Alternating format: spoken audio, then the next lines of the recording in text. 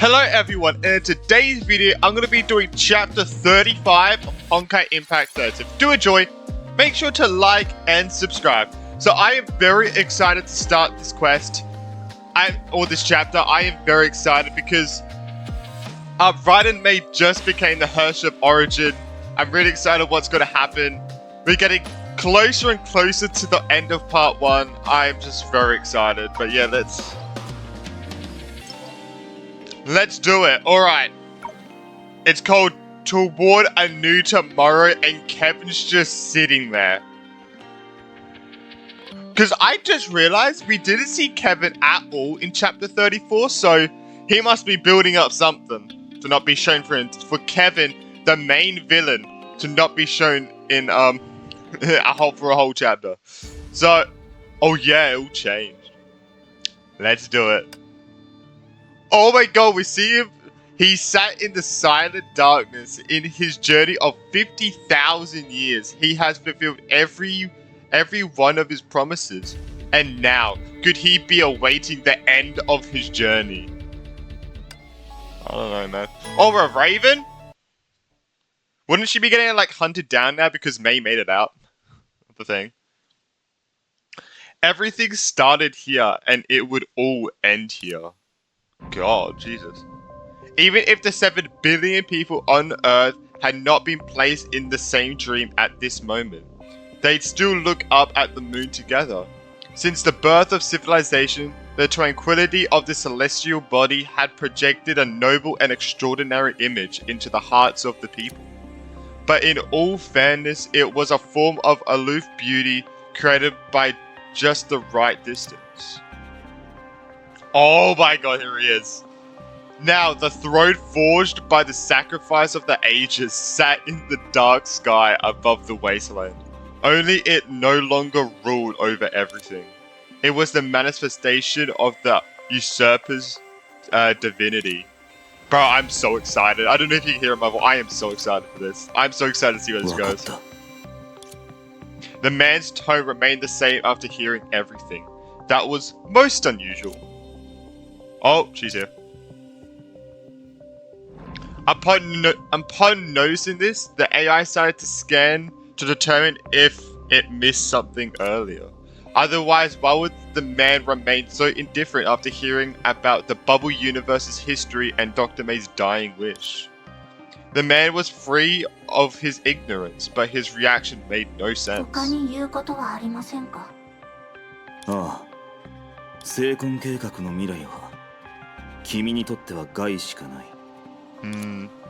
Is losing is like, I guess, humanity in a way. あなたはこういう世界を離れるんだ。そう。The man could only repeat the same old platitudes in his usual tone. The promises of his past held so many memories that he didn't know where to start. But even so, he did not wish to be too insincere to his friend of his whom he'd kill with his own hands. とにかく教えてくれてありがとう。理解できません。メイ博士曰く、あなたはですが、私よりあなたの方が人類という定義から。僕にとって何かの定説を受け入れることは、未来の律者には人類の将来を背負う能力があるとメイが言うのなら、僕も全力を尽くして彼女たちのために犯人ですが、あなたがしていることは高みの剣を知っているのに馴染みがない世界で届くことすら難しい存在との長く絶望的な争い。そんなのあまりにも残酷でしょう。若者たちに背負わせるべきではありません。それは彼女たちのことか、それとも。 Obviously, the man was never one to ridicule others with words, but his question did put off Prometheus from speaking more. Indeed, even if those young girls were in a battle that would take thousands of years to make a difference, it was nothing special or worth mentioning. The man had experienced the same. There is nothing new under the sun. でも、最も残酷なのは、すでに起きたことではなく、 She had remained silent since she arrived, but she finally 誤 spoke. 解しないでください。わざと黙っていたわけではありません。 Her gaze drifted to Promensis. Yeah.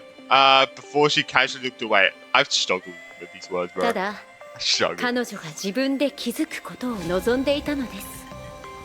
今人類にとってその気づきは欠けてはならない。あなたが私に託したあの計画にとっても最も必要なも I の wonder で if す。 they know about. I wonder if they would know about Ryder May turning into the Hirsch of Origin. Or that's going to be a complete surprise to them. The man offered no response, but he'd realized that she was here for more than telling him about the 十分な past. 証拠はありませんが、この計画が空間の編纂を終わらせたとしても、あなたは解放されませんよね。ほこれは固有世界にいた私、彼女の運命から生まれた。その本質を考えると、終焉の眉が自ら誰かをいわゆる終焉の律者にすることはありません。過去の人々は律者がランダムに誕生することを避けるために新時代に崩壊の意志という存在を用意しました。ですがその崩壊の意志はすでに消え去っています。そしてあなたは眉から終焉の力を得ましたが、ですから The artificial life paused for a moment. Regardless, she has just started trying to analyze herself as humans do. She may be able to detect the man's current desire, but she found it difficult to ですか understand. ら成婚計画という偉業は、もしかし自身の意志で自身の条件を持って終焉の力を使いこなせるあなたが永遠にそれを、う初めからそう。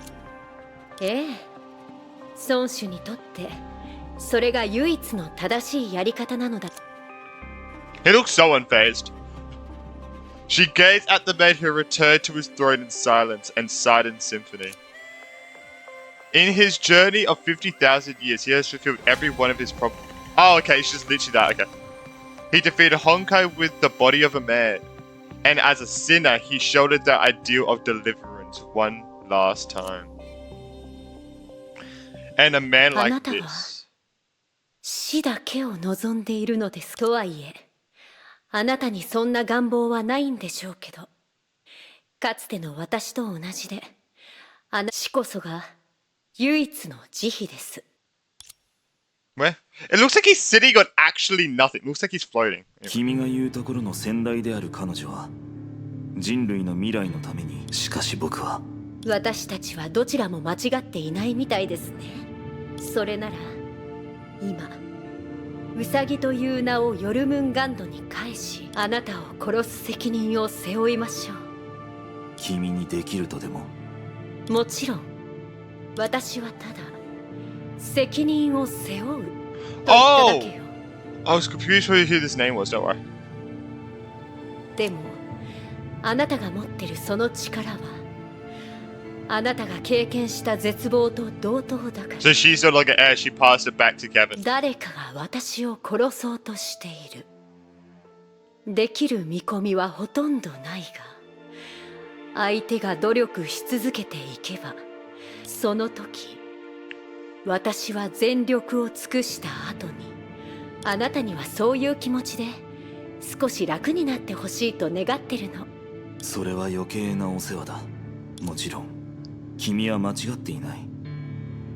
僕は崩壊を消すのではなく、しかし僕はその期限を星の寿命と同じものにする。たとえあなたにとってはもう何もない世界で永遠に一人で生き続けるとしても、しかも終焉の権能のせいであなたはかつての戦友のように生きる意味を再び見つけることが。それ以外に方法はない。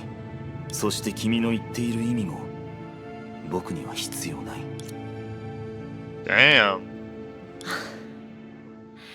そうね、そういうものがなくても。では行きましょう。17。今ですか？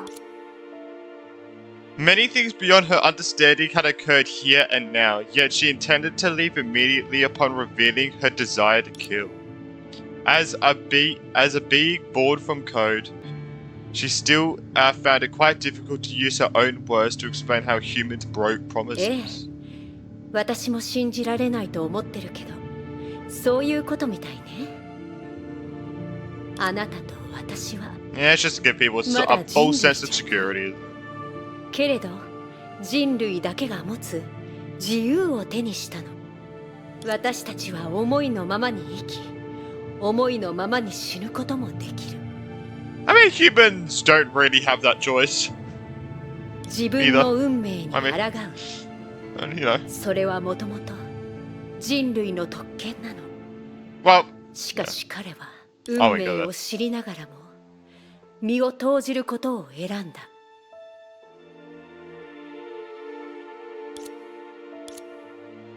As always, she became unresponsive once more. やめなさい。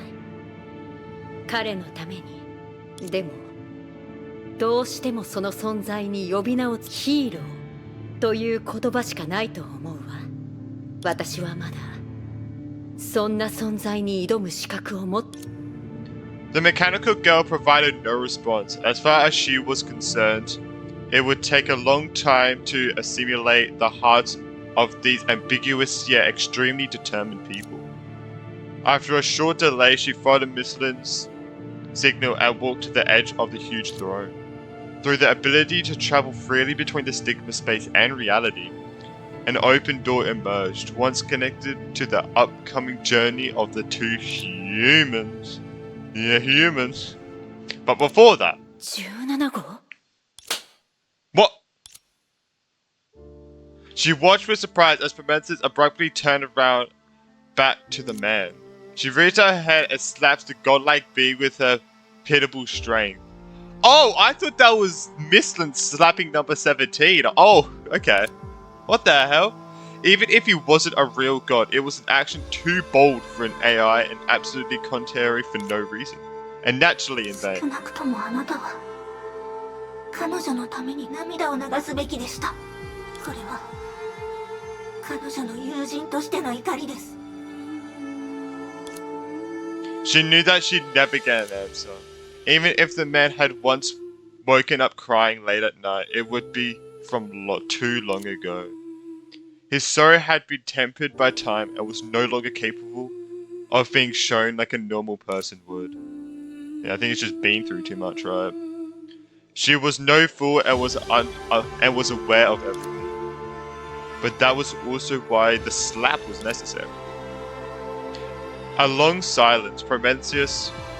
I say her name different every time. Prometheus finally took back her hand. She made a final display of disappointment by turning her head on him quickly. The man remained silent and simply watched as both visitors leave. For someone of his power, he was quite lenient today. But it was a fact. The man was no king or god. He was...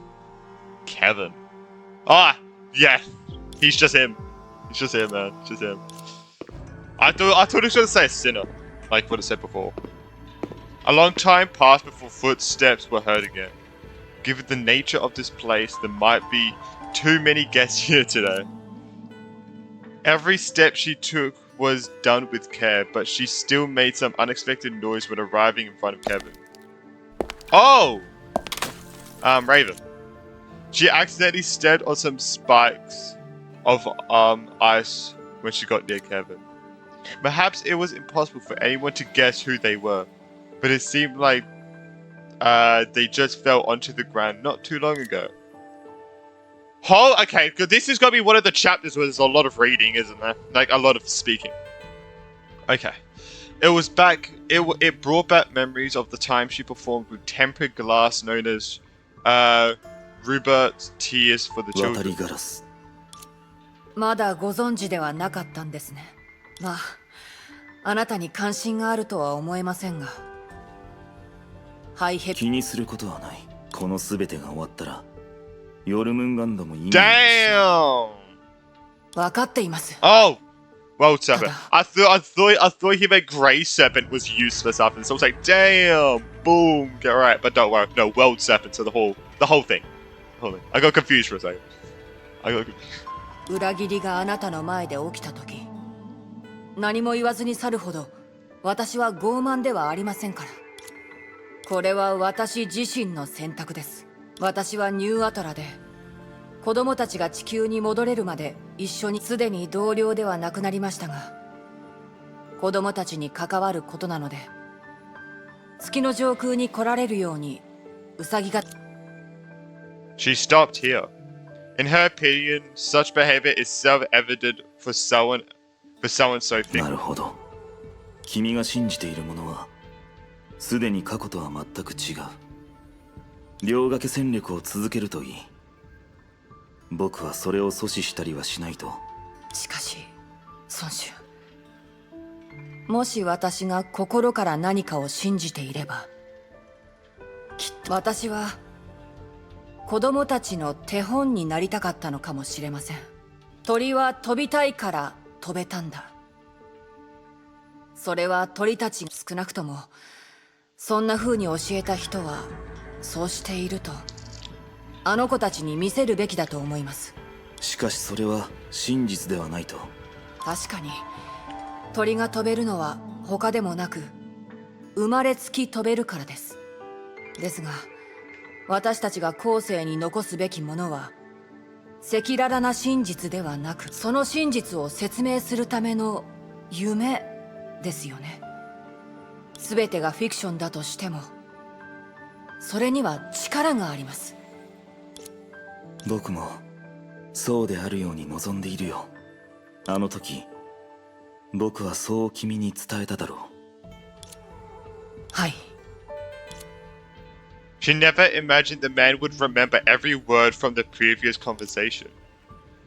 But if she could somehow find out the answer to her question about flying was something the man saw for thousands of years, her surprise would be even more dramatic. 彼らをどんな場所に連れて行っても構わない。今はもう。だが渡りガラス、僕たちが話した2つの可能性はどちらも終わりを迎えていない。 He started to walk with a distant expression. It seemed he planned to go for a short trip. At this point, the former World Serpent agent finally came to understand why the sire chose to sit here. Why he stayed away from all the inhabited planets. これは The shadow cast by the man at this moment appeared corporal? I don't know what that means. I've never seen that word in my life. And the bizarre phenomena within it would definitely bring shock to any first-time witness. Finality, even if this abstract concept to most did somehow appear before people, it would... I can't read right now. It was still hardly understood. As for the human species, what could be seen but couldn't be understood was the most terrifying. 渡りガラス、飛ぶ話をするときに僕たちはあることを忘れがちだ。イカロスもかつては高い空を飛んでいた。あの時手を伸ばせば彼は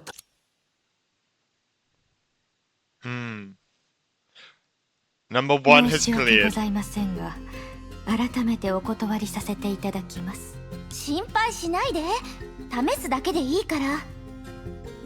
The voice sounds 郷に行 familiar. っては郷に従えって言うでしょ。もうすぐ着くよ。そうですね。本当に。はあ、実際私たちはもう到 Okay, 着 so し she ていま shuns す。一緒 them. に神殺し倉庫で Is 飛ぼうと誘 Is this っていただい Dorinda? た時点からです。ここでぐるぐると回っていただけですよ。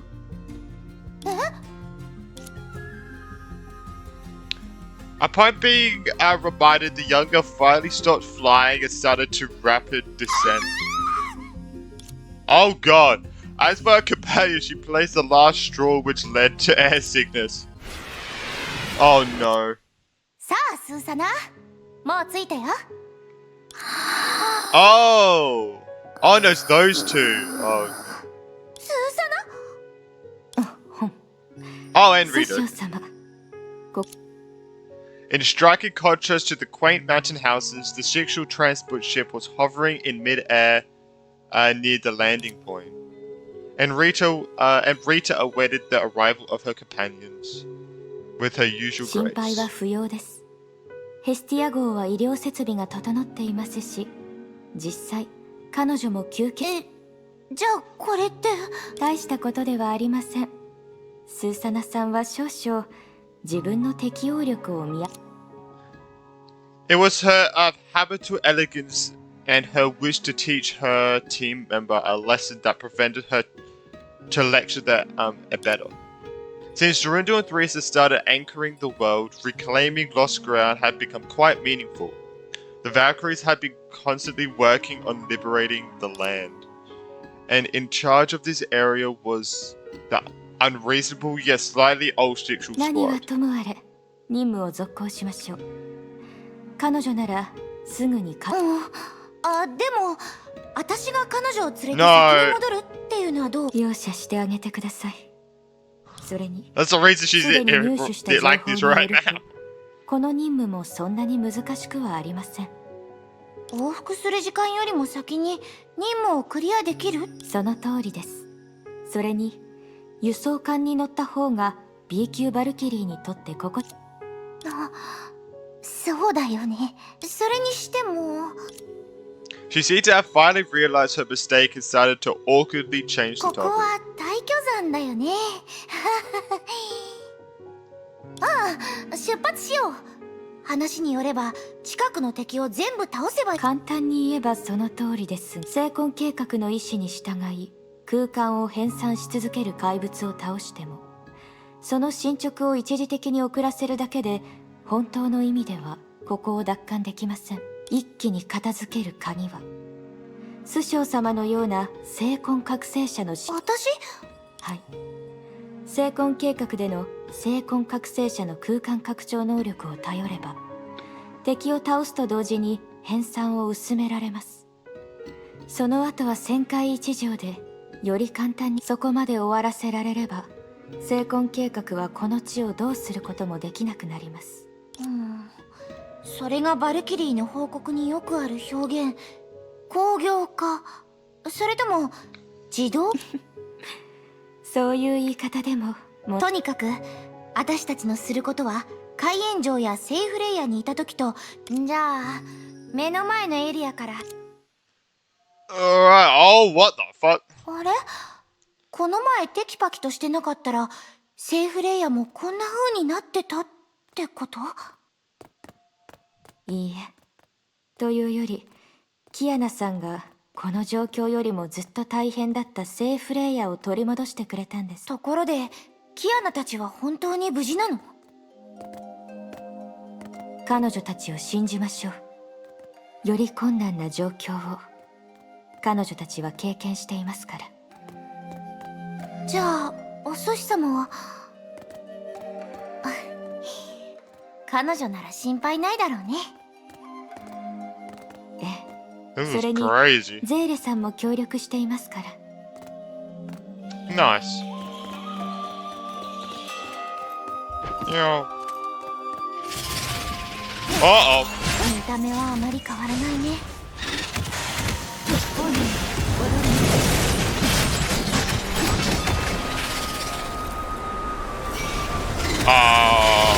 I don't know what just happened. Jesus!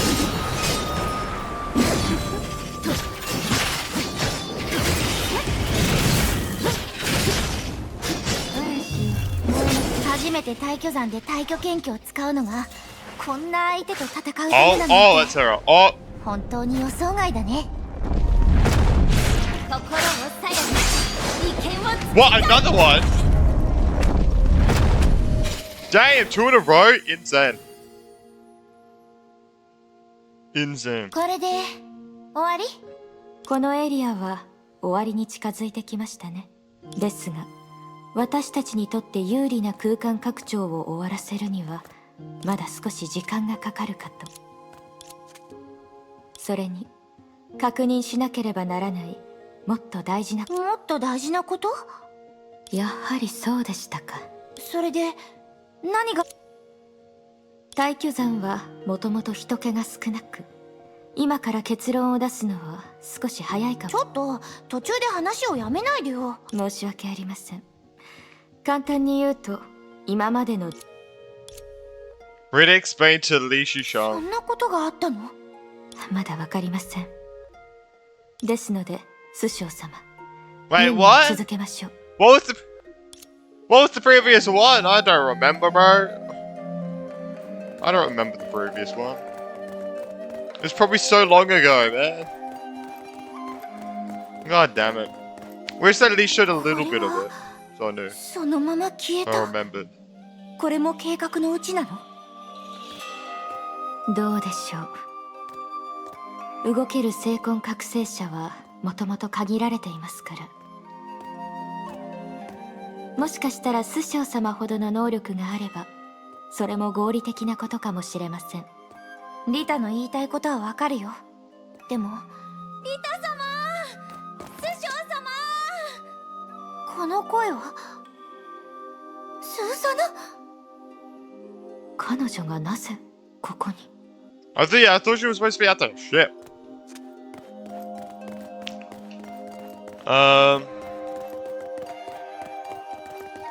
So she's up here?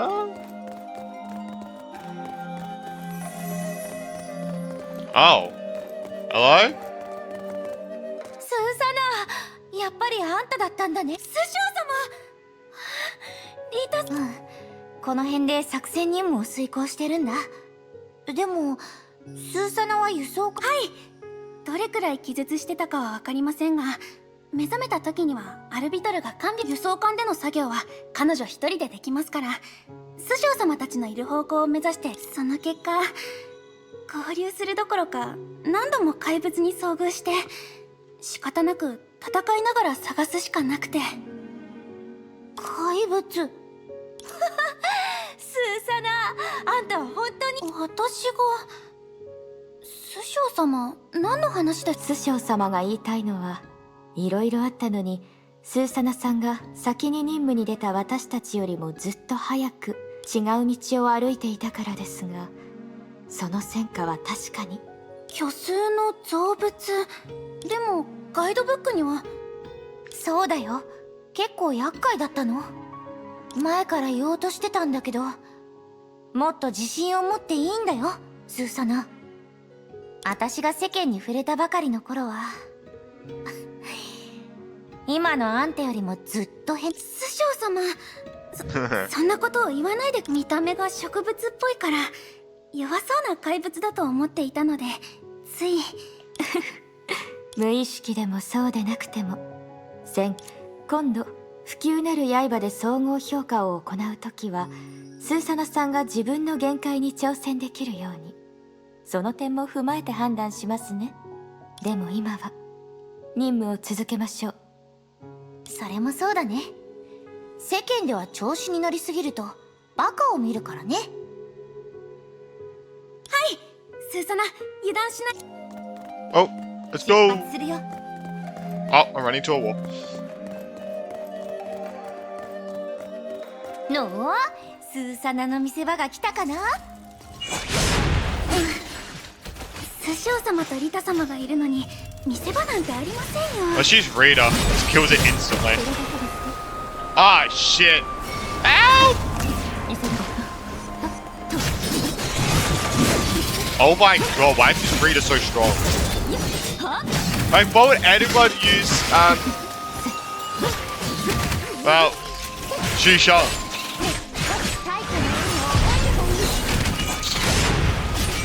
The fuck was that?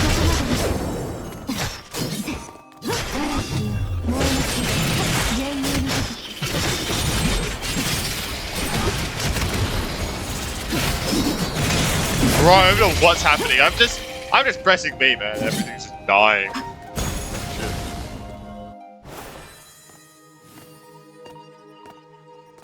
Oh.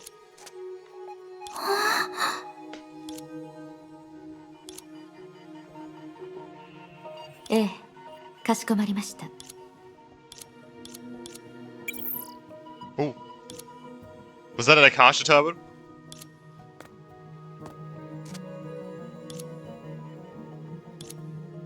アルビトルさんがヘスティア号から初歩的なチェックを行ってくれました。このエリア、大巨山全体は Nice. 正常な状態に戻っています。しかし空間の拡張はまだ終わっていないので、もうしばらく待つことになります。また先ほど話したことに関してですが、こういう時になっても住人を助けられなかったとしたら、奪還途中で他の部隊が観測した異常現象も。住人。リトさん、待って、あそこに人がいるよね。 Wait, how the hell? お待ちください、スショウさん。 Yeah, that's gonna be like not actual people.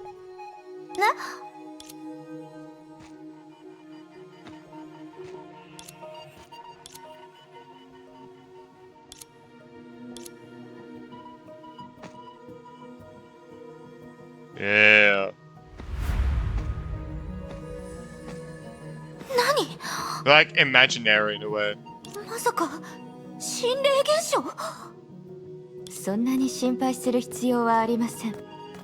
これも分かりやすい異常現象。話すと長くなりますから、ここの空間が安定しましたら主教様に状況を報告しましょう。 Was it obvious? I was like, wait, what? I was like, oh wait, Theresa. もしかして Oh wait, Theresa, don't worry. 私たちが直面しているのは加点。 15 minutes later. そうだったのね。本当に大変だわ。 Oh. それでどういう結論に達したの？ For someone like her who found it difficult to understand terms, perhaps skipping the reasoning and going straight to the conclusion would be more 簡 effective. 単に言いますと、私たちが見たものはいわゆる心霊現象とは関係なく、つまり彼らは今別の場所で暮らしてるって。彼らの夢の中で地球は奪還できていますが、まだ多くの人々を解放できていません。そして私たちの作戦半径が長くなればなるほど助けられるものが少なくなります。実際3人が見たあの投影もごく稀な状況でしか観測できないの。現在の作戦範囲内で私たちが奪還した場所のでも先ほどリタ様のご両親を助けたばかり。それは多分彼らがもともと天命本部の近くのナポリ一帯だと自然に帰還できた人口の比率は 50% 前後まで下がってる。安心させるためにはこう伝えるしかなかった。大崩壊はすでに始まってるけど、天命が必死に戦ってるからルールに従って自身と家族を守ってってね。本当に困った計画だよね。でもヨルムンガンド側にも手伝ってくれる人がいるって話もしてたよね。それってどういうこと？詳細はまだわからないわ。通信の仕方を見るとウサギじゃないかと思うんだけど、相手が実際に提供してくれた内容を見ると個人的な行動とも思えないの。相手は正体を隠したいようで、旋回一条付近に空白の精魂空間の残片を私たちならその残片を利用することで地球奪還の効率を上げられるって向こうは気づいてるみたいね。長光様の推測ではニューアトラに残っている精魂覚醒者と関係があるのかもしれないと。あくまで推測ですが、とにかくあの人たちはまだ精魂計画が紡いだ夢の中にいる。空間奪還と人々を夢から目覚めさせることは別って話でしょ。ええ、通りで勝てない状況だって言ってたわけだ。私たちの計画は順調に進んでいて、地球奪還自体も成し遂げられると思いますが、新たな手段を使わないと最終的に私たちが奪還できるのはそれはダメだよ。Oh god. 最後まで戦ったのに結局精魂計画と変わらない結果しか得られないだなんてそれが私たちの改善幸い今の状況も主導権がない。例えばこういう夢によって作られた問題を相手にするなら、私たちは自ら中に入ってみてもいいかもしれない。 Wait, what? Wait, huh? It's so good having Shu Sheng here because she needs things explained in razor terms, and it makes it so much easier for me then to understand what's going on. Because like if they're speaking to Shu Sheng, that means I'm gonna be able to understand. It was a dreamy bowl. Like what? When the curtains fell, the stars were still sparkling. Oh, we're still this here with Raiden Mei. When the echo died down, the fragrance of the intertwined petals remained. Her own origin... What did I just say? Here the origin of the new life resided. Everything was at an end. But nothing was truly over. Damn. It was beautiful, isn't it? Her, like, she does look different though. She looks different. That's just me. 鳥のように軽やかで、その思考は澄んだ波のように清らかで、その意志は盤石のように固く、そして彼女の未来は彼女の愛する者と共に紡ぐ。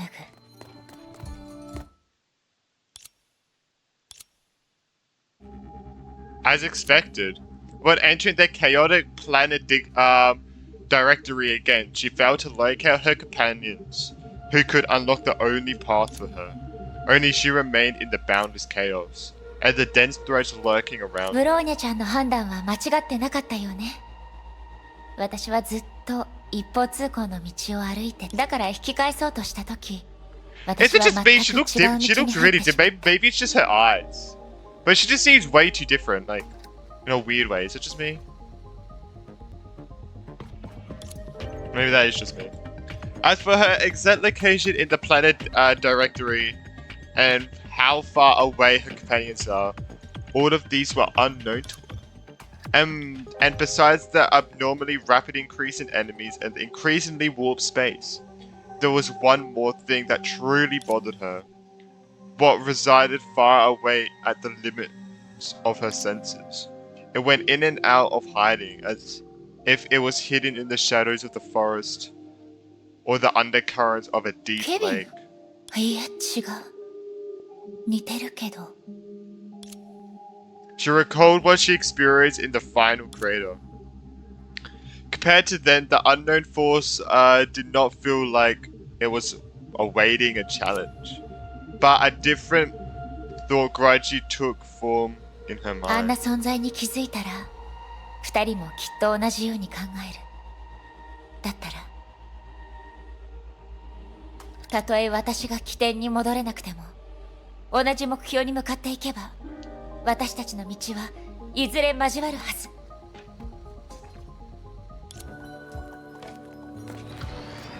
私を止めるつもり？ Oh, we get to see her attack.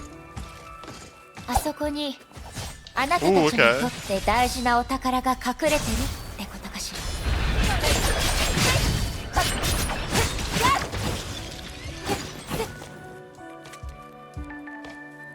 隙だらけね。リジン。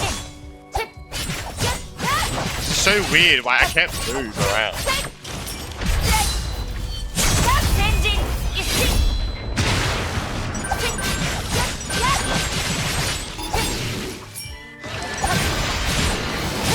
Yeah, I don't care. Oh wait, I have to do this. What? Oh my god, I have to. Thank you. Don't want to do a tutorial, man.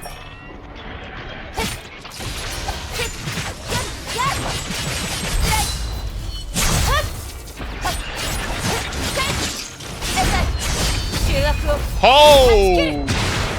Damn, bro.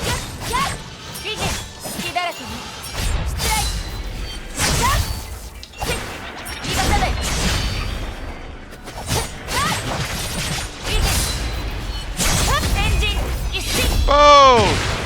あのエネルギー Damn. どんどんクリアになってる。兵は起動なり。 Bro, that was actually close one.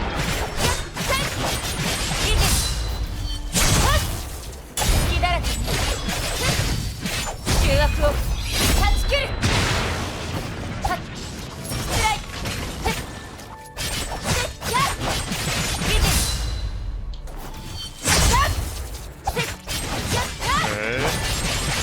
兵は起動なり。ビジ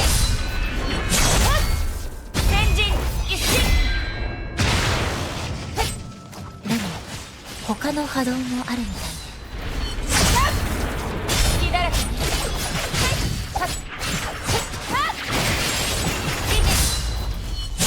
重圧を断ち切る。キリがないわね。いい加減うんざりしてきたわ。 Yeah, me 少 too. し乱暴な手を使いましょう。大光、ここ Whoa! に現れなさい。消えますよ。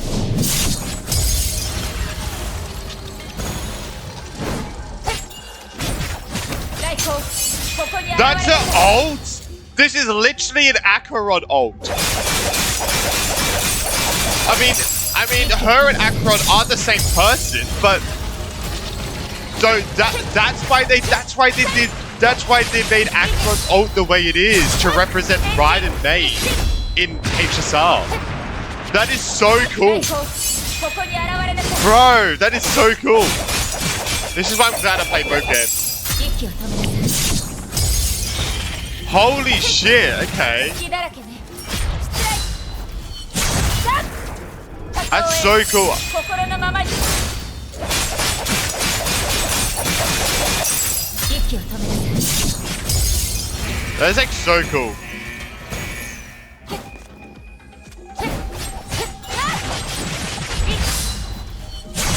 Cut his head こ off. こに現れなさい。 Bing, bing, bing, bing, bing, bing, bing. 息を止めなさい。 Bro, it's so cool how she gets that mark. Oh, since I killed it during the ult, it was all in slow motion. Another one? Oh, thank God. Nice. Oh, she made a cracking turn. 動いてる針と糸が一定の数になると網も揺れ始めて弱点をさらす。このひびの奥に何が隠されてるか見せてもらいましょう。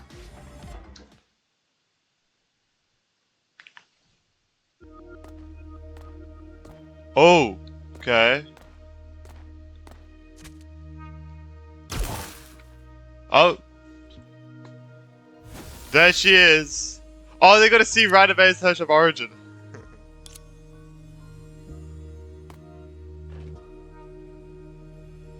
Giat! Sorry, a boba. メイ先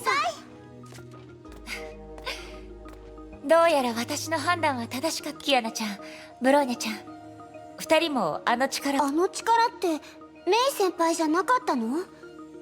あれが起源の権能だって私も。とにかく合流できましたし、ひとまず状況を整理し Wait, まし so ょ they don't know that she's the Search of Origin? う。じゃあ今のメイ先輩は雷の律者であり、 Oh no. 起源の律者でもある。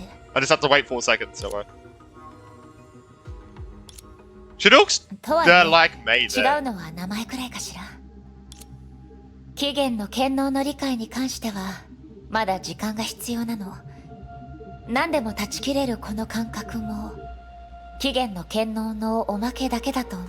残念ながら終焉の律者や眉に関する情報は入手できてないわ。大丈夫です。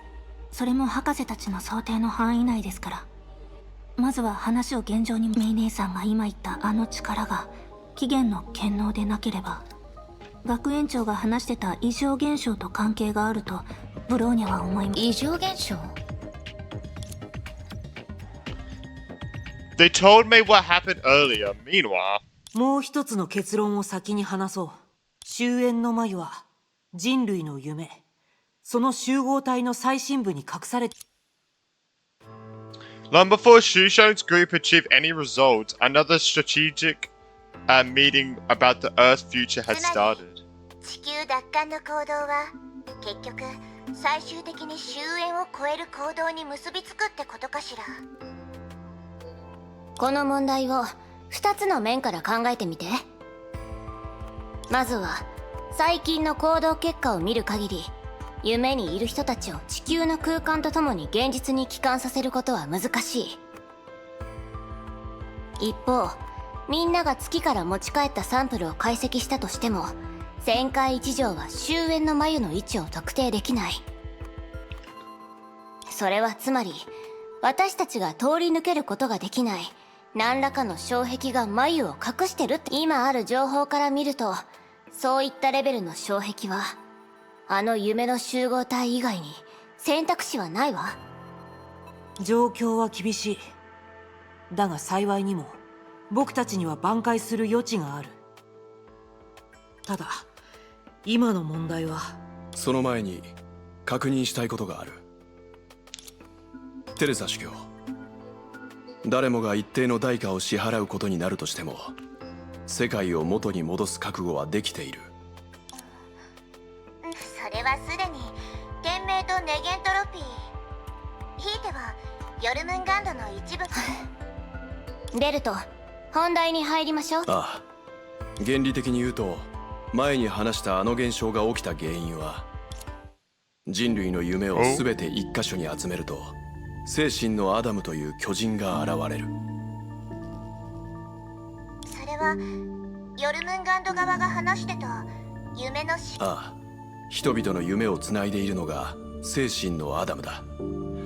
故に彼らは互いの精魂空間を共有で。精魂空間を。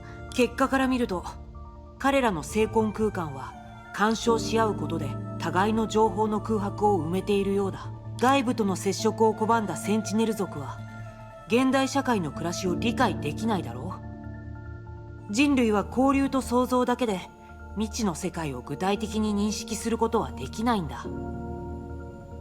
精魂が記録しているのは言語や画面のような簡単な概念だけじゃない。精魂空間の共有によって実現するのは限りなくリアルに近い夢の世界だ。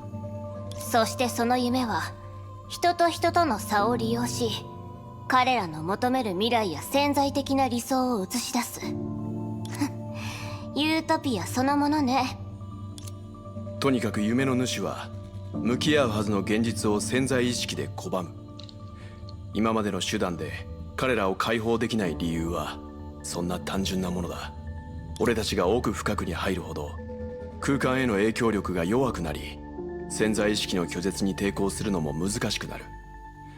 みんなが子供の頃注射を怖がったようにな。つまり夢を見てる人たちが夢を出られないのは彼らがそう願っていないからなの？そうよ。結局のところ夢は自分の潜在意識と直接交流する手段に過ぎないの。だから夢を見る人の感情や好みに左右されてしまう。それを避けることはできないの。技術面で言うと夢の集合体はブラックホールのように一種の特異点になってる。私たちが虚数化した地球を現実に戻しても大して影響を与えられないの。ここまで話してて一番腹が立つのは、私たちが彼らを解放するための方法を考えてるっていうのに、本人たちはまだ虚数空間でいい夢を見てる。考えただけで血圧が上がるわ。害を避けたいと思うのは生き物としての本能だ。被害者たちは自分が夢の中にいることにすら気づいている。知らないわよ。彼らは夢に隠れられることに喜ぶべきね。でないと私のテスラ10562で頭を叩かれて目覚つまり私たちの今。残念ながらその通りよ。夢の集合体もしくは精神のアダムは自らを強化し続ける情報の眉。ケビンをボコボコにし。もちろんケビンをボコボコにするというのもテスラ博士の冗談だよ。うるさいわね。とにかく状況はかなり不利ってことよね。じゃあさっき話してた対応策って何？代価がかなり大きいみたい。Oh god. ベルト、あんたから話いいだろう。先ほど言ったように Just push it 精 over 神 to のアダ Well. ム Just は push it over to. 人々の目覚めたくないという願望のせいで非常に硬くなっている。となると最も安定した夢を狙って確固撃破すれば残った夢は不安定になり徐々に解体されていく。Yeah. Put holes everywhere. Yeah, okay. ええ、エネルギーを用いた武器で爆撃して武力的な手段で頑固者を一掃する。まさか夢を消された人たちはどうなるの？ Yeah, what's お gonna そらく精神面で重いダメージを受けることになる。精神のアダムが背負ってるのは通常の意味での夢じゃない。美しいも外部の力でそれを壊してしまうと記憶、感情、夢、さらに願望というもの自体が夢と共に破壊されて So しま like う。 lose 夢の主にとって their will. それは精神世界の津波のようなものだ。現実世界に戻った彼らはどうなるか。ポジティブに考えてもうつ病患者のような状況に陥ってしまうだろう。何しろ人類にとって願望を失ってしまうことは全てを失うことと同じだからね。つまりその人にとって Yeah. 人生そのもそう。人類の潜在意識の集合体に正面から対抗すれば多くの人々が犠牲になる。テレサさん、それは僕たちがそうすると決めた時に支払わなければならない。Teresa was at a loss for words. Just a little while ago, she firmly believed herself capable of paying any price for the future of this world. Now that she finally became the leader of Shikshu after experiencing countless setbacks and growing pains, no one would doubt her resolve and will when she made the promise. However, when the price wasn't hers to pay, she found herself incapable of giving an answer. Teresa suddenly opened her mouth yet failed to utter a single word. Every word she desired to speak felt like a weight a ton. It was the way of deciding the fate of countless people. 本当に腹が立つわ。あの人たち自身にも腹が立つけど、このまま彼らの運命を決めてしまったら、私たちはユルナガンドと大して変わらない。ああ、だからこそこのプランは今まで放置さ。たとえ本物の神でも誰かの人生を決める権利など持ってはいない。 I mean, who knows, to be honest. これは今までネゲントロピーが守ってきた信念だ。しかし今そんな理不尽なやり方が僕たちにとって唯一の活路になってしまった。地球奪還も意味がなくなり、終焉の眉の位置を割り出す方法も行き詰まっている。他のプランを考える時間はそう多くないんだ。ムカつくわ。どうしても我慢できないのよ。立場が変わって She keeps hitting. よ She り良 hits い the 答え table を a 見 lot. つけられるわけがな She い。 hits the table. まるでケビンに嘲笑されてるみたいじゃない。確かにあのふぬけどもに対してはちょっとした痛い目に合わせてやりたいと思ってるけど、本当にこのままやけになってあんな心ない成婚計画が好き勝手してるのを放っておいていいの？嘲笑されてるというより、むしろ問い詰められてる。もし人類が文明のために何かを捨てなければならないなら、ケビンは私たちにどんなこと？ Suddenly, she recalled Kevin's calm and indifferent eyes while she confronted him. 彼はとっくに彼の選択をした。彼は答えを期待していないかもしれないし、これも私たちのために残した試練じゃないかも。それでも私たちは答えを出さない。そういえば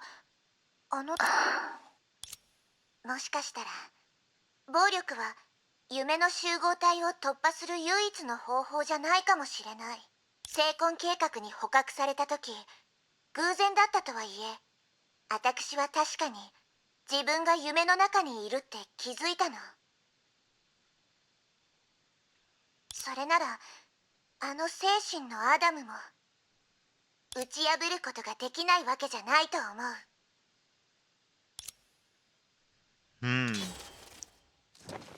Yeah, I mean, people can't realize it 成功計画 in の the. メインネットワークをかき回すことで If 精 something 神のアダム crazy 内部に happens, 潜 but 入し閉ざされた夢を崩し連鎖反応で解体を狙う。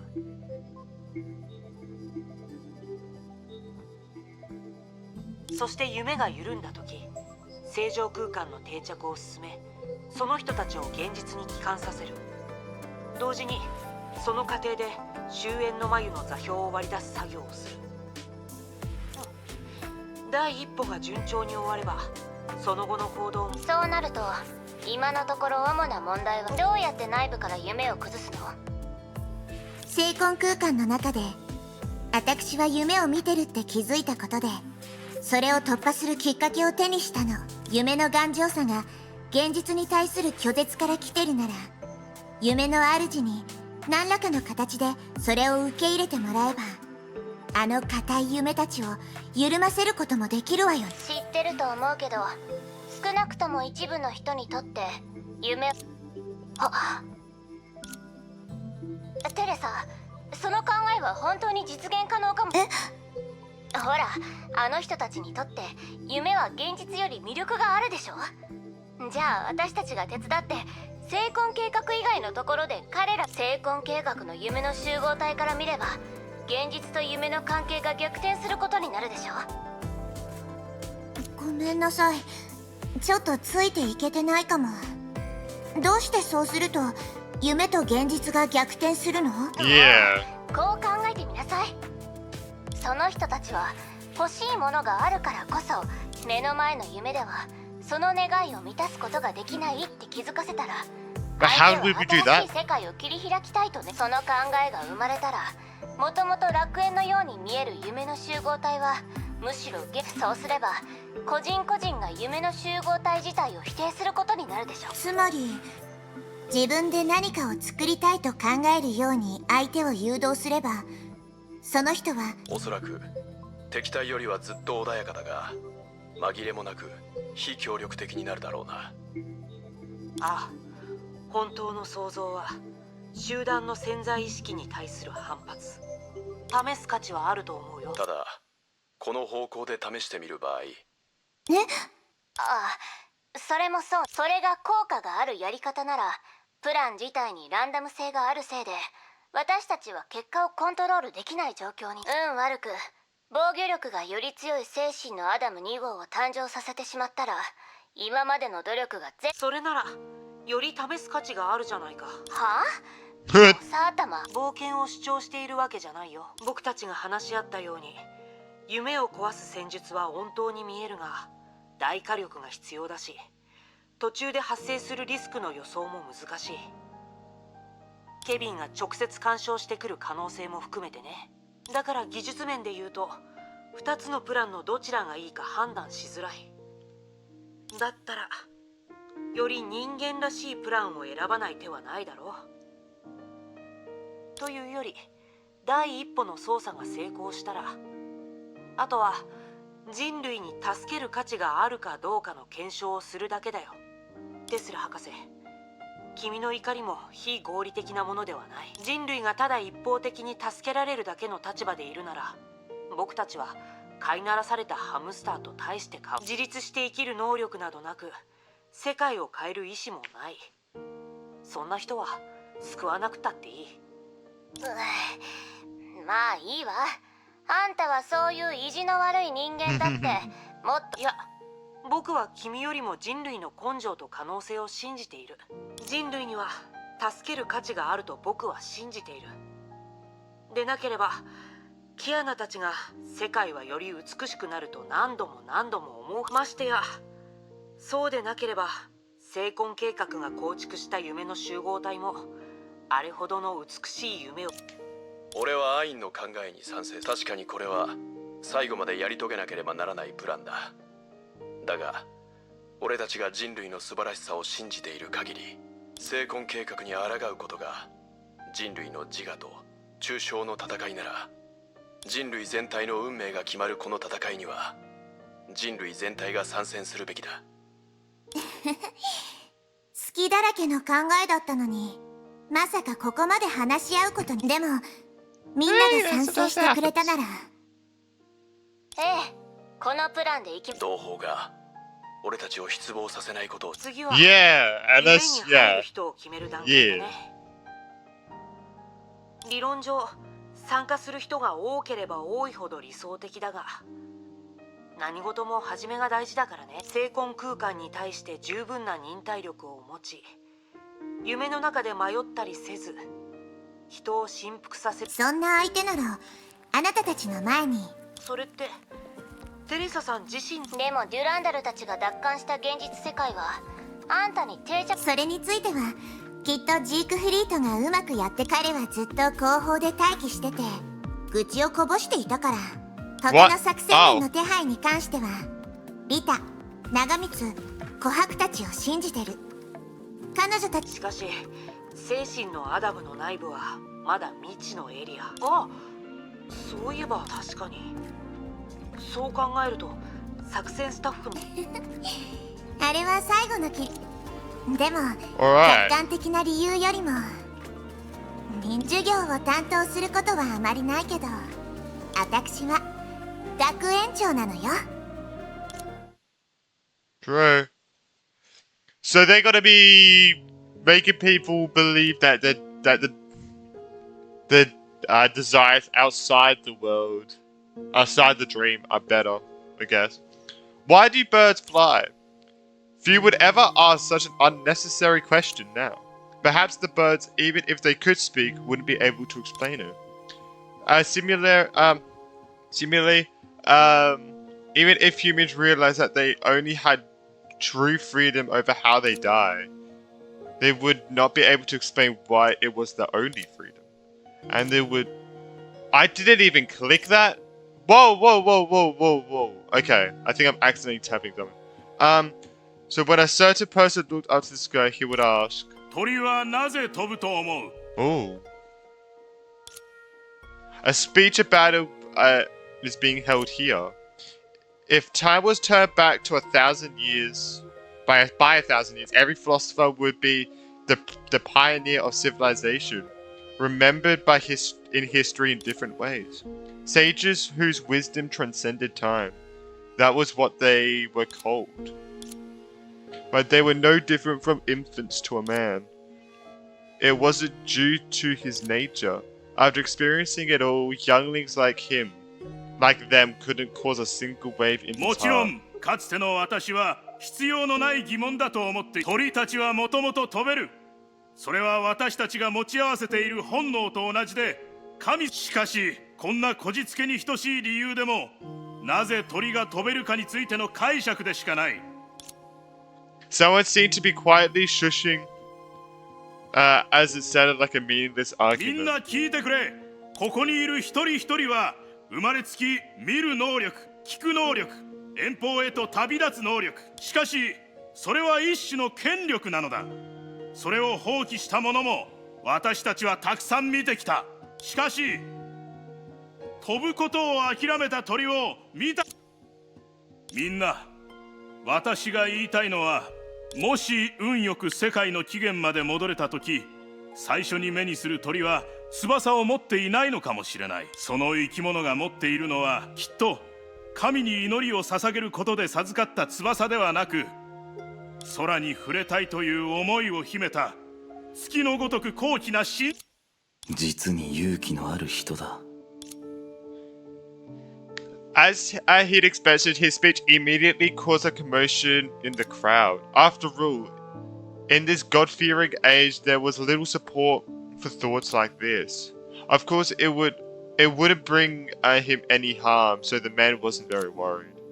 According to Sue, it was how the era was. Countless different thoughts were clashing against each other, and they would form common beliefs that led the civilization forward.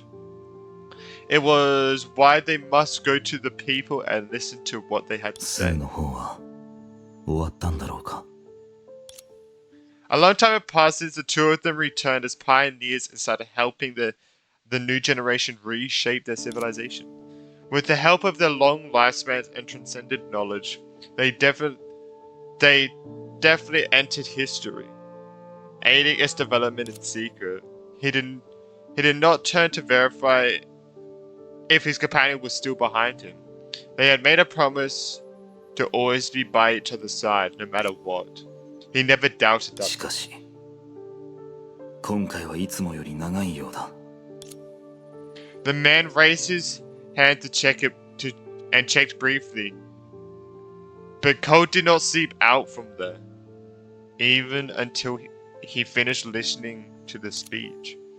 Clearly, he was getting better at controlling his own body temperature. Just like his growth in this aspect, everything else would take a turn for the better. That was what he thought, even if it was too late for him, regardless of which aspect took a turn for the better. 行こう。別の場所に行ってみるべきだ。 He began to lose interest in everything here. He had always considered the topic discussed before him meaningless. For the sake of a grander goal, and with Sue and his help, civilization would avoid the mistakes they made and take a better path forward.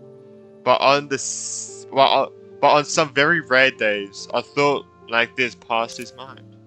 A humanity destined from birth to take the same path. Perhaps the guidance I provided them is just my own wishful thinking. Oh, Jesus, these doors again. Thinking about his memories.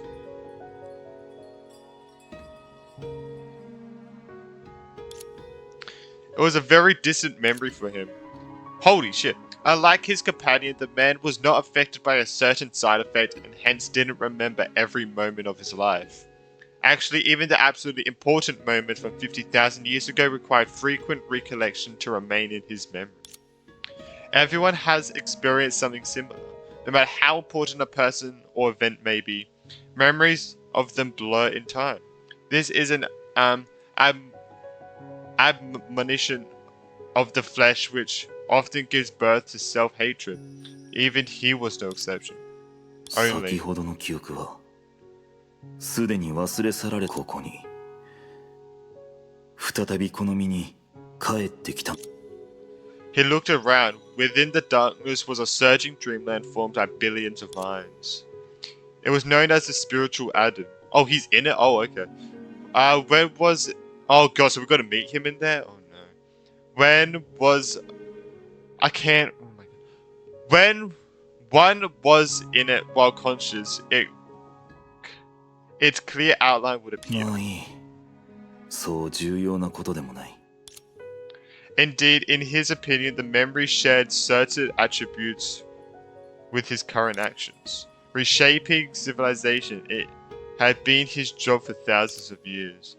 Even if he was still aware of Project Stigma's potential results, the man acted just the same. He habitually wished to witness the world that resolved by his hands. Oh, okay. Observe human dreams, alright.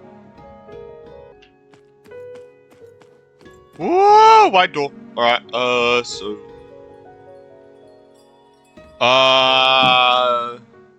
これは He's gonna fight! 蘇った記憶ではなく君たちの夢なのか。すまない。 What? Did he just purge the dream? Wait, what the fuck?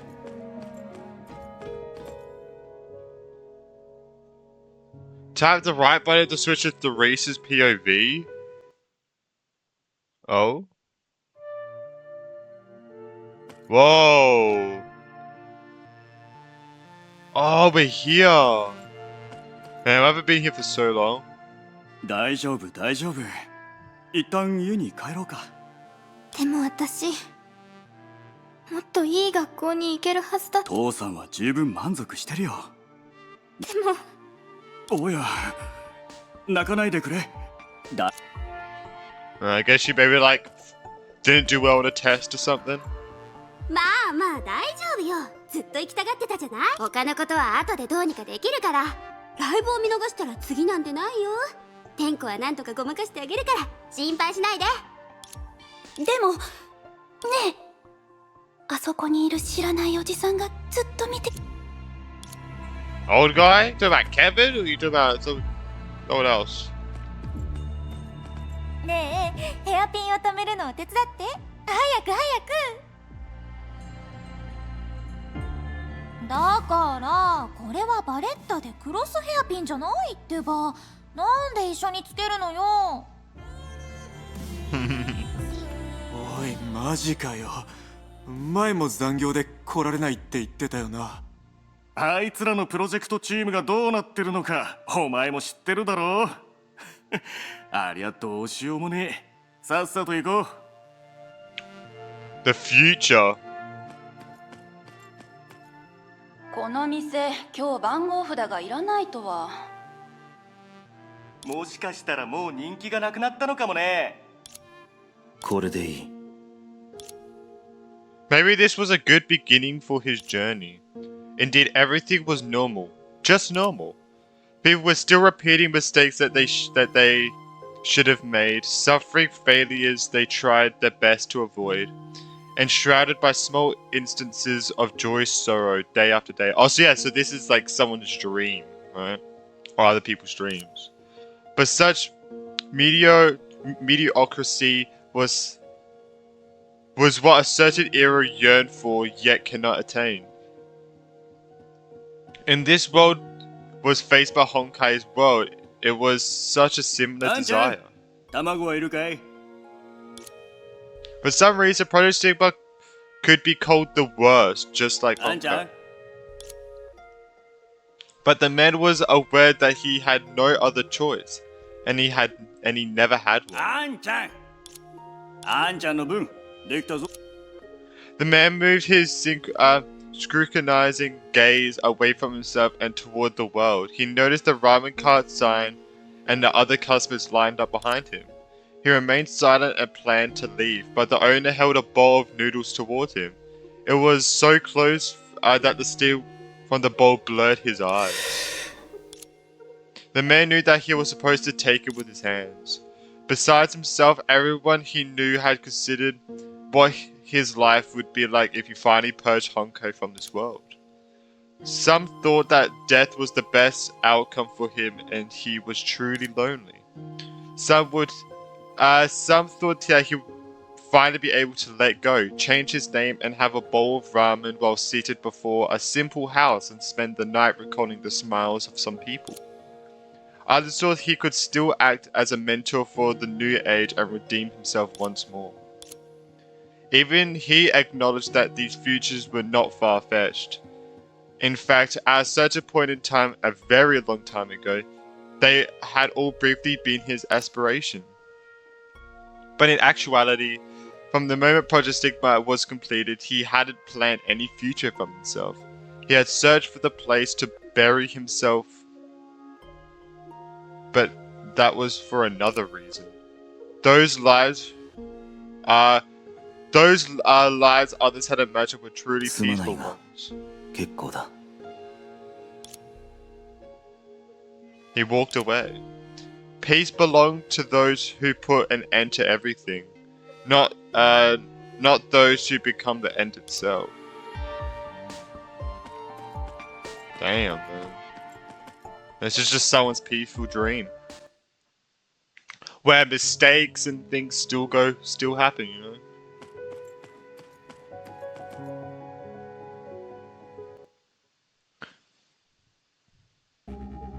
だから君たちに言っただろう。一人の運命はそのせい。 It hadn't been long since he last met the philosopher, but today the number of his attitude declined drastically.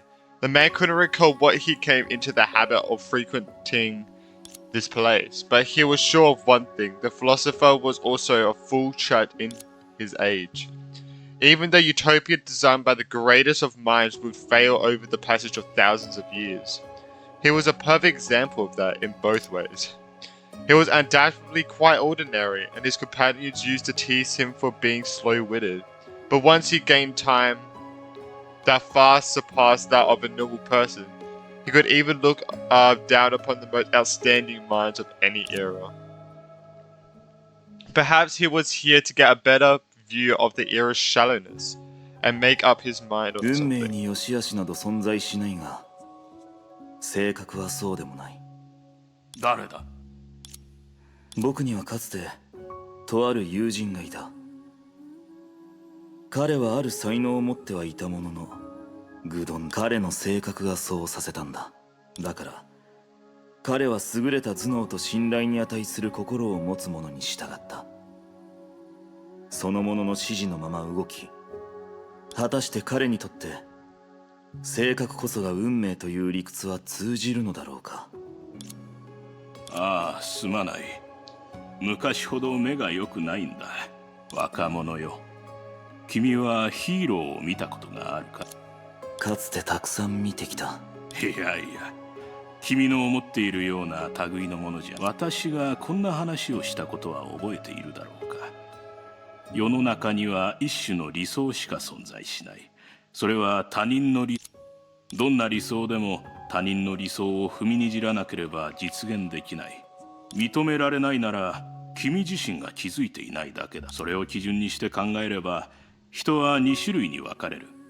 それができる者はヒーローと呼ばれ、他の者たちは凡人だと思う。 The man was not convinced. In an arrogance cultivated from his long life, his first reaction was the philosopher had experienced little and knew nothing. 若者よ、そう焦るな。ヒーローになることは誰もが望んでいる。しかし誰もがヒーローであれば、この世界はどれほどひどくなるのか。だからこそ違ったヒーロー、彼らの理想は全く逆であり、自分の理想が踏みにじられることを望んでいる。世界を動かす規則も実際は彼らが維持しているのだ。 What the fuck? We're back here, but with pillars. Okay.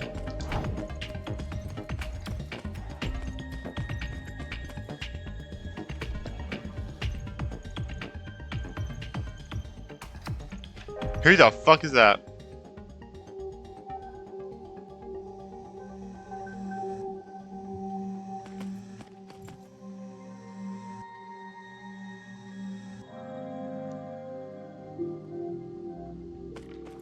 Huh.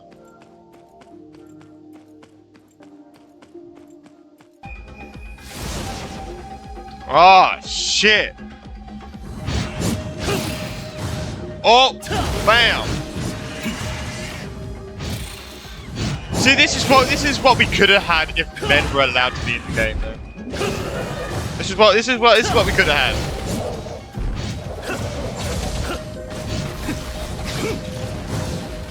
Bam! Boom! Oh, that's a cool shot. So what's he going through right now?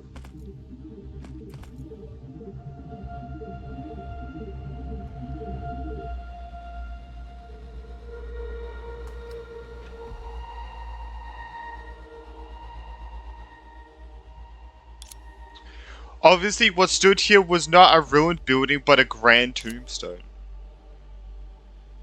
Yeah. The reason it was so big is obvious as well. Those laid to eternal rest here were heroes acknowledged by the world. And they were all the humans of this dreamland. The man gazed at the endless expanse of sand around him, and he knew that there was nothing but patrolling monsters here. この世界はどれほどひどくなるのか。確かに僕の立場から見ると、だがそれでもそんな者たちをヒーローと呼ぶだなんて認めがたい。ここの結末は現実で夢ではない。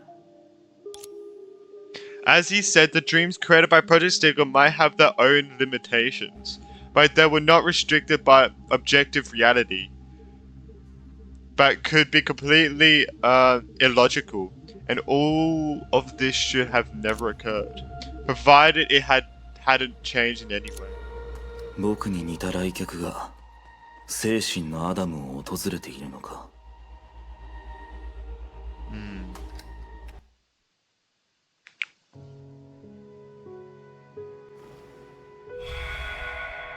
Whoa. Teresa. ビシュヌの力を背負った戦士。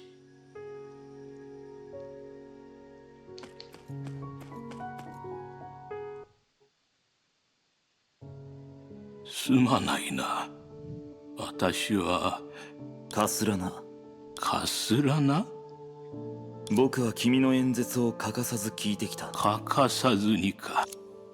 The philosopher was almost at the end of his life, so it was impossible for someone who had heard all his speeches to be so young. どうしてだ？僕にもわからない。本当は君よりさらに先を見続けた人を僕は知っている。本来なら彼女の一言一句を覚え、思い返し、自分の行動を決めていくべきだった。しかしこの時代の問題を解決するにはこの時代の考え方が必要だ。何はどうあれ、僕は君の知恵を、浅はかさを知っている。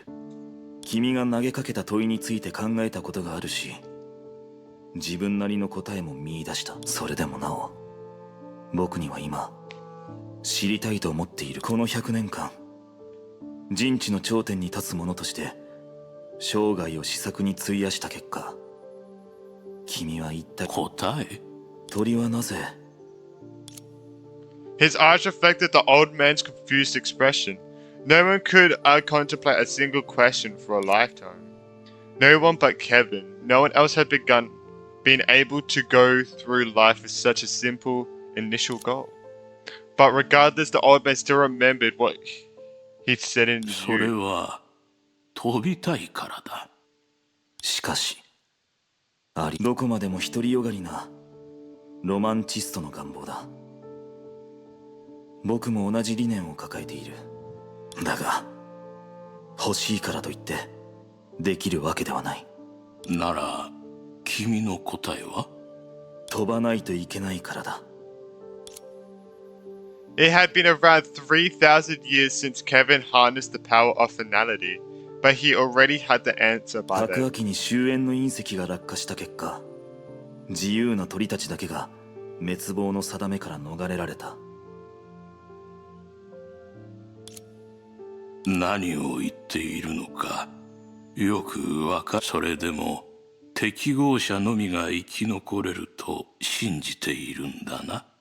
結末は全てを検証する試金石ならば、若者よ、今回語るのはイカロスという若者。そして君に墜落するために飛び上がる人間。Damn. 夢の集合体が乱れているのか。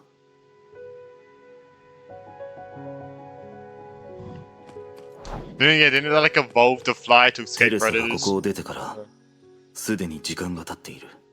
誰かがここで想像を試みているのだろうか。What? 俺知らないおじさんだ。いや、ちょっと待って。 Oh, どう見てもいい人じゃなさそうだけど。 I keep accidentally pressing it 大 twice. 丈夫だよ。ちびっこ先生だって最初はいい人に見えなかった。そういう問題じゃないと思う。何をしている？聞いたらきっと僕たちは今おっきな飛行船を作ってるんだ。空の一番高いところまで登って誰も思いつかない飛行船を作ってみんなの知らない場所まで行くんだ。どう？一緒にやってみない？君の名前もそこに刻んで、ちょうど重たすぎる材料もあって。君たちは難しい仕事をしている。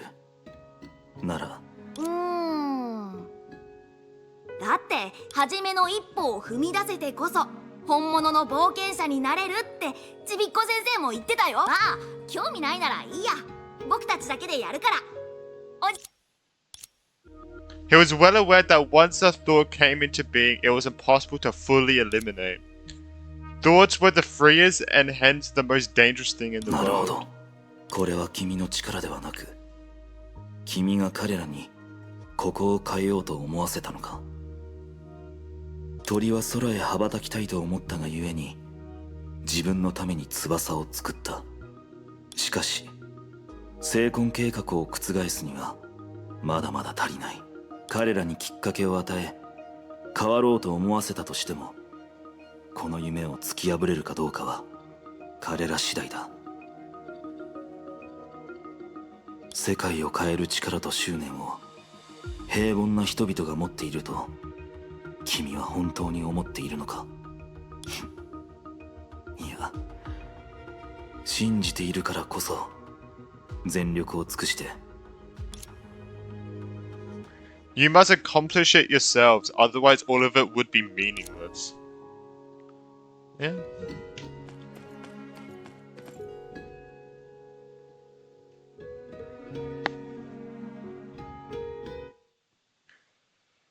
Presently, the shadow was still seeping out incessantly from spiritual Adam due to its own presence. And so the dreamland would, which should not exist, kept flashing back from time to time. イカロスの物語なら知っている。職人の父と作った羽の翼を身につけ、彼らを捕らえる島から逃げ出そうとした。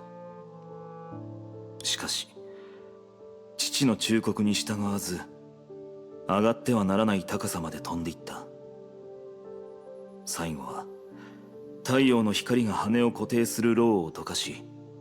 おう、随分と博識なんだが、私のように彼と話したことは、彼は神話に存在する人物だ。君と同じだな。He finally realized that he seemed to have underestimated the イ philosopher. カロスはうぬぼれゆえに、それが招いた事故によって命を落としたとみんなは思っている。しかしもしそれがずっと昔から彼は幼い頃こんなことを言っていた。彼らの理想は真逆で、自分の理想が踏みにじられることを望んでいる。彼こそが君の見たもう一人のヒーローなのか？だがそれに何の価値がある？他人に踏みにじられる階段を与え、己の失敗で高くまで飛ぶなと戒めるためとでも？逆だ。彼はあえて、私は太陽の目の前まで飛び上がった。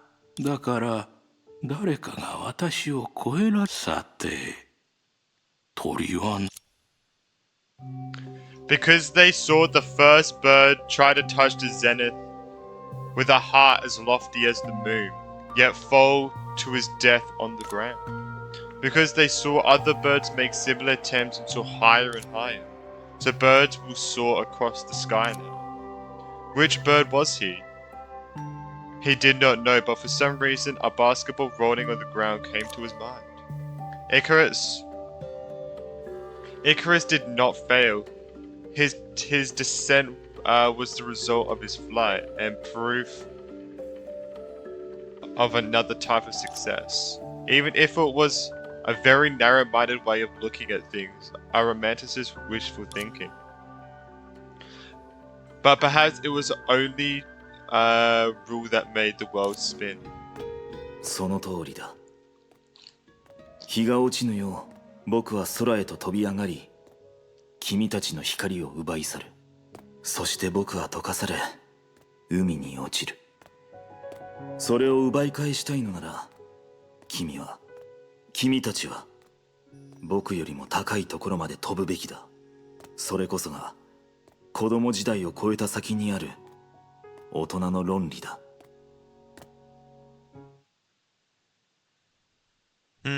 今の君は果たしてそれを悟っているのだろうか。 I would love to know what he said.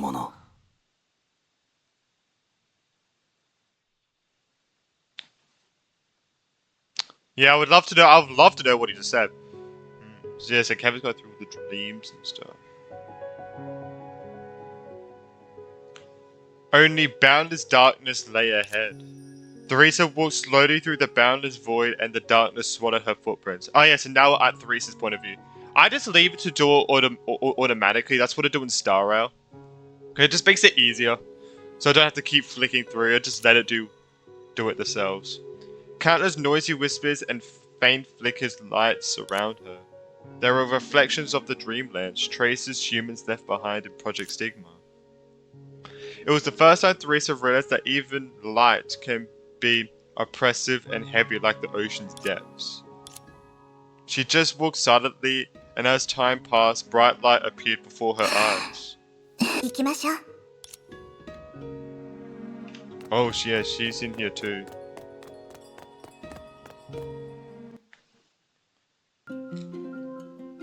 ここは本当に学校だわ。子供がたくさんいるわね。似通った夢は互いを引き寄せ絡み合う。この子たちはお互いのことを知らないのかもしれないけど、でも学校で好き勝手に遊ぶ夢なんて先生のこと無視しすぎじゃない？次は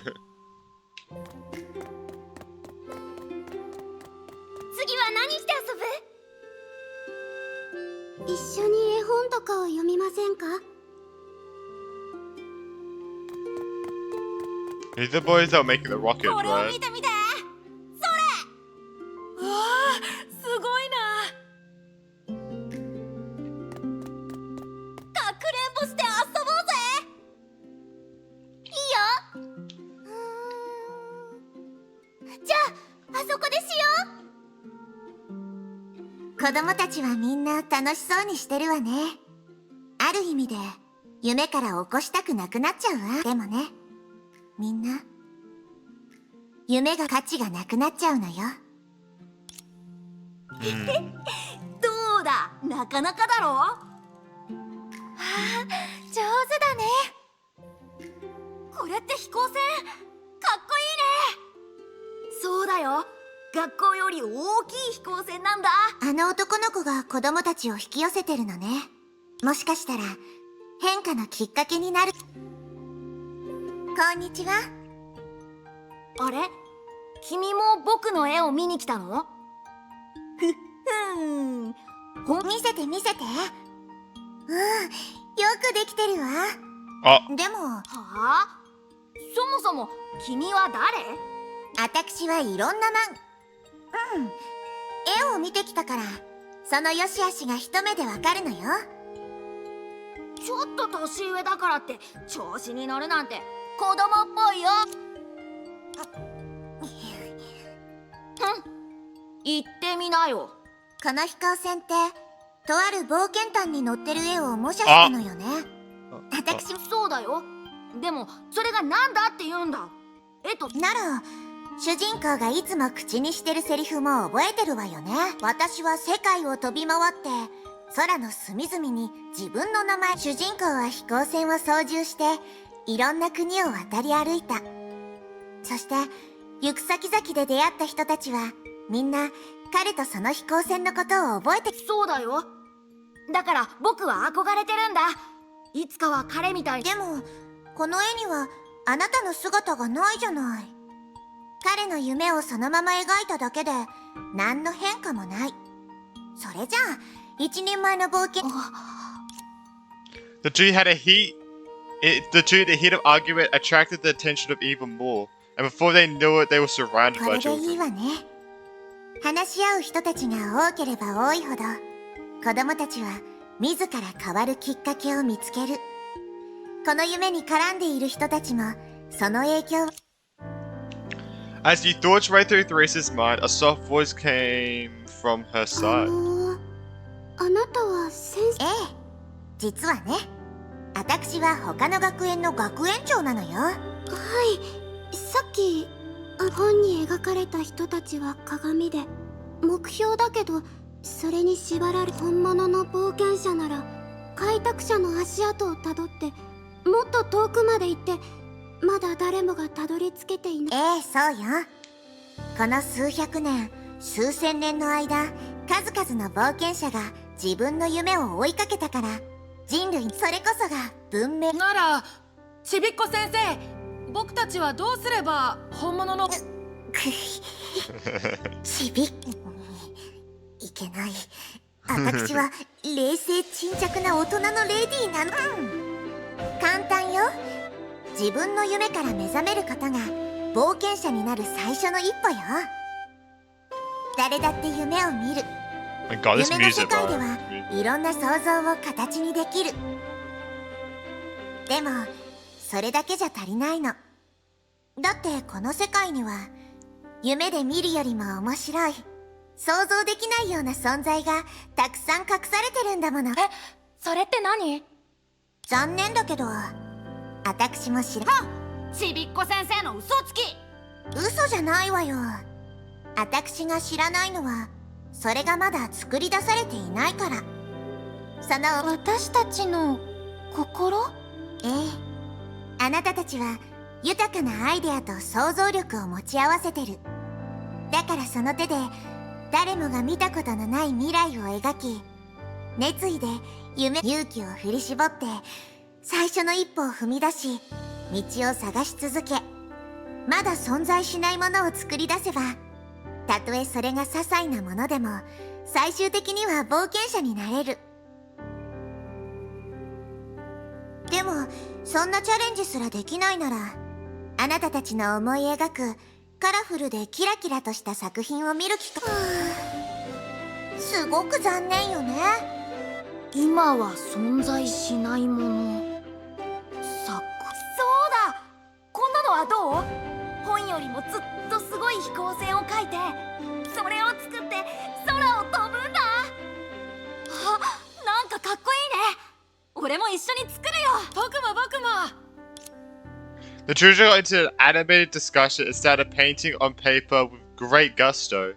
Some of them started to run around in search of materials from all over the school. Yeah, so this was before Kevin went into it and saw that massive ship thing with the boys next to it, right? Yeah. So maybe I should have switched over, but it's fine. It's fine. The edges of the dreamland started to blur because of this. It was like the small ripples created by a pebble tossed into a lake. It might be a small step, but changes were certainly occurring そう quietly. ね。私にできるのはこれくらいかしら。きっとやれるはずよ。だって。Man, just listening. When I was listening to that music, I was just thinking, like, when this game comes to its end, I'm gonna be so sad. Because this game will end eventually. Like, it's been gone for 7-8 years, so it's like, oh man, I'm gonna be sad when it ends. Actually, even longer than. Actually, no, like 8 years or so. No, 9 years. Holy shit. 向こう Like 側 8, 9の夢は years. 少 Like, し違う man, み I た just be い。 so sad. Silver light floated slowly through the darkness of the void. As she looked along the floating marks of the dreamland, Theresa noticed a familiar figure. ゼーレ、 Wait, どう what し the てこ hell? こにいるの？アインシュタイン博士から皆さんの計画を聞いて、 Oh, 私も博士の話によると、世界の泡を感知できる私の能力は夢の集合だから手伝いに来ました。迷惑でしたか？まさか世界の泡を感知する能力。つまりどの夢がより脆くてどの夢が集合体に大きく影響するかがわかるってことよね。博士の予想に問題がなければそうだと思います。よかったわ。何でも知ってるガイドさんが増えたみたい。ゼーレ、よろしくね。はい、頑張ります。 alright. ここは Oh, 何かおかしなところでもあったの？記憶にある光景と重なったから、もう何年も前のことだったわ。あの時、一人の友人と一緒にどこにも行かず、ただ歩きながらおしゃべりしただけ。でも、最も楽しかった思い出の一つよ。テレサ学園長 oh が no, そ what のお happened? 友達。彼女は私。さて、昔のことを思い出すより今は急いで行動すべきよね。はい。 She died, didn't she? In a horrible way. Oh, she did, didn't she? Like, everybody, like a friggin', like, prominent person in the story goes, I had a friend who meant a lot to me. We all know they died. Definitely in a Hoyoverse game. We all know they died. Like, bro. Jesus.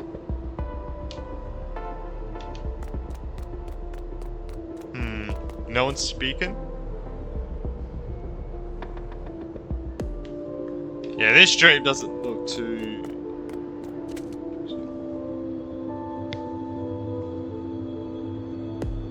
I thought they're gonna be speaking. I thought those ones were gonna be speaking since なん Sounds だ of the か不 Light. 気味だわ。みんな心ここにあらずって感じでぼーっとしたり話を無視したりしてる。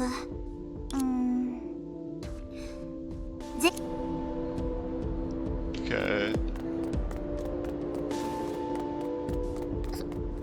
I remember this place. We're here with Kiana, like as Kiana, right? 関わらないで。でもこのままだとあなたは。あんたには関係ないでしょ。何があったの？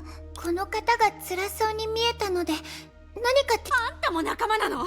私から離れて。落ち着いてちょうだい。別にあなたを傷つけよ。離れてってば。ああ、もううるさいわね。気を使う必要なんてないでしょ。はえ？Nanache wore a blinked without a shed of surprise. On the contrary, she seemed exhausted. そういうことなのね。ねえ、聞いてた？何もかもがあなたの夢で現実じゃないって言ったのよ。私たちは。どうして？は？あんたの話が事実だとしてもどうして目覚めなければいけないの？現実はすごく辛いのにどうして夢を見る権利まで取り上げようとするの？ I mean, it doesn't sound like your dream is any less painful. Like your dream feels like it's worse than your reality. Like holy shit. The look of absolute despair on the woman's face was all too familiar to Theresa. Many years ago, she saw the same expression on her own face when she looked in the mirror. なるほど。そういう夢なのね。大人になって世界は想像のように美しくないって気づいたとき、人は現実の無力さと不公平さを感じる。彼らは無意識のうちに逃げることを選ぶ。考えることを諦めて心を麻痺させ、この夢が重苦しくて静かなのは、その主がこの先に希望があることを信じず、終わりのない停滞に陥ったから。かつて望んでた美しいものが夢の中に存在していないのは現実に。だからこの夢はこれほど安定してるのね。現実に絶望した人にとってそれって彼らを起こす方法なんてないってこと？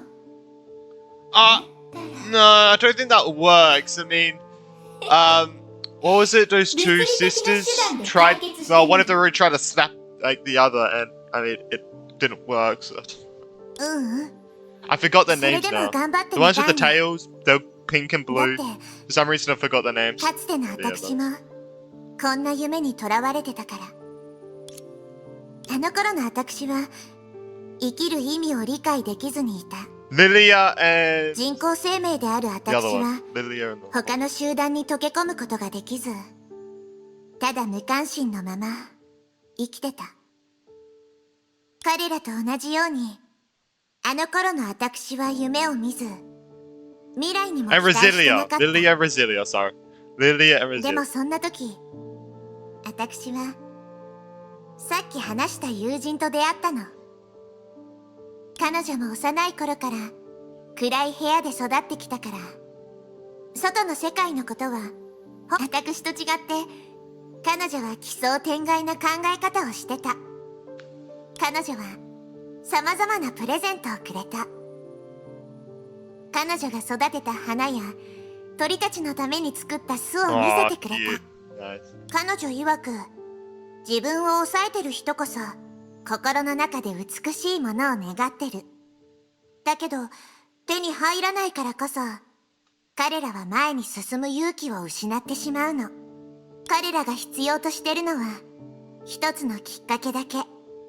それは心を打つ物語だったり、綺麗な音楽だったり、きっかけがあればもう一度希望を持ち、生活の雨風に抗い、明日の虹を抱きしめられる。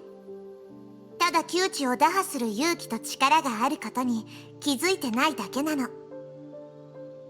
みんな自分の想像よりもずっと勇敢で思い通りにならない現実と向き合ってる。新たな可能性を作り出す。あんたばっかり話してるけどね。あんたは別に私を知ってるわけじゃ。その通りよ。あなたを一番知ってるのは自分の望み、夢、当時の気持ちをあなたは全部覚えてるはずよ。それはあなたの勇気の源。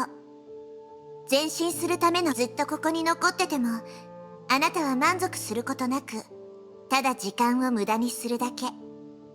だったら自分の心に She opened her mouth but failed to utter a single word. A tear rolled down her face while reflecting the glow of the streetlights. さて、ゼイレ。もう終わり？ No, it's just that the purpose of this is for them to figure it out themselves. 説教で誰かを変えることはできない。でも、今の話が彼女の心に衝撃を与えたことも事実。Yeah. That's the whole thing for this. 私に教えてくれてありがとう。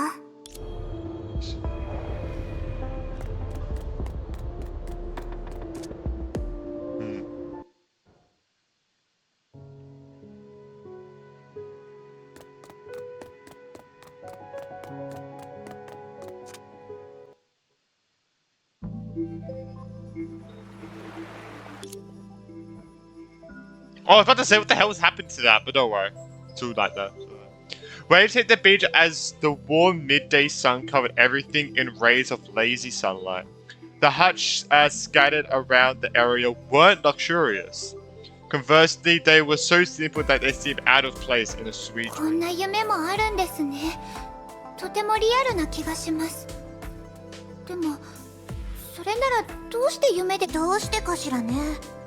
この広々としている感じ、ここで考えてても仕方ないし、夢の主に状況を聞いてみましょう。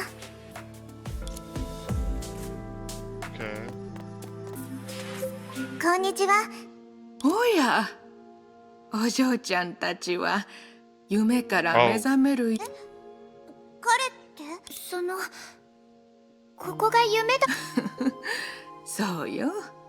ここは私の夢ではないし、私もほら、人は年を取ると。じゃあどうすればこの夢を終わらせられるか。それは手間がかかるだろう。何しろこの夢がなければ彼はここに来るまで彼は何年も寝たきりの生活をしていた。この秋までは持たないと医者にも言われたから、お嬢ちゃんたちに希望を持てるものは夢から出ることによって、その夢でも未来のない人たちは。あの人はさっきのおばあちゃんが話してた人みたいですね。Like, what do we want to say to him? Like, how? Since he's not gonna live for much longer, what do we say to him to help him realize to leave the dream? You know, looking at the elderly nearby, delicate like a candle flame in the wind, the two were speechless. After a while, Teresa sighed や lightly. ってみましょう。何しろこの夢は数人の選択だけじゃなく、幾千万の人に共通。こんにちは。こんにちは、おじいちゃん。こんにちは。私たち。She hesitated for a moment and found herself unable to convey the cruel truth. 人が訪れるのは久しぶりじゃ。さあ、ここにお座り。大した。ありがとう。でもいいの。そう遠慮するな。これも何かの縁じゃろう。せっかくここまで来てくれたんじゃ。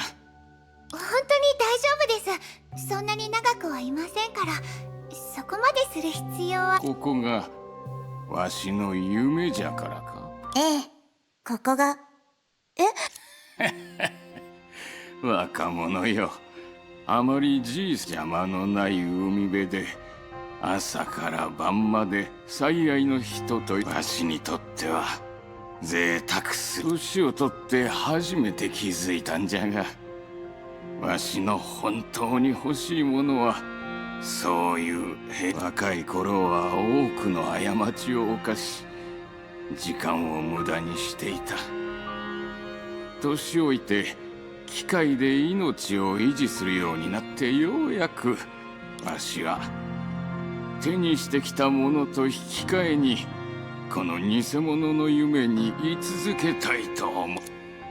私たちは Both of them fell silent. They found it impossible to formulate an answer to such a difficult question. The silence went on until slightly familiar yet clamorous noise resounded from afar. It's fucking Rosilia and Lilia. 先に着いた人はケーキを2個食べている。こっちに向かってるロザリオ。You know their voices from a million years. You know their voice from a million miles away. クジラのお腹の中にいたって気づいたの。ロザリア。待ってリリア。まずはこの話を最後。バカ。相手をちゃんと見て。それにテレサちゃん。やっと迎えに来てくれたの。ロザリア、リリア、どうして二人は。さて、待ち人が来たみたいじゃな。ケーキを食べて。The old man bent down to retrieve two small cakes from the box and smiled as he passed them to the twins, watching them gobble the cakes down. この老人は。She took a deep breath and finally made up her mind, but as soon as she turned around, she saw the smile on the old man's face. The old man watched his face expression change incessantly from serious to hesitant, sorrow from solemn, and then resolute. In the end, he couldn't stop himself from chuckling. 冗談はこれくらいにしておこう。元気な若者を見ると、この子たちを迎えに来たんじゃろ？はい。どうやら、わしもそろそろ夢から目覚めるとき。でも、知ってるの？ああ。病室のベッドの上に戻り、しばらくもしわしが夢から目覚めようとし。それは。The old man glanced lovingly to the Olenyavand. わしはな、80年以上生きてきた。He's doing it so the two twins can, live their lives. じゃが、彼女たちは違う。若くて元気があって。They're doing it for them. Oh, how sweet, bro. How sweet.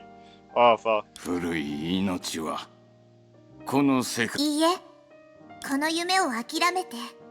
なんて。ほう？私、こういう夢自体は間違ってるのは、人生の終点まで歩いていないのに、未来を諦める人たちよ。私は、あなたを信じてるわ。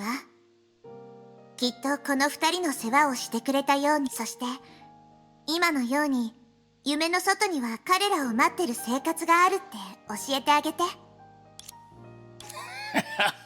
そろそろ現実と向き合って人生を終わらせようと思ったんじゃが、まさかまだわしらの助けを必要とする若者。いいじゃろう。若者たちにわしらの人生を無駄に過ごしてはおらん。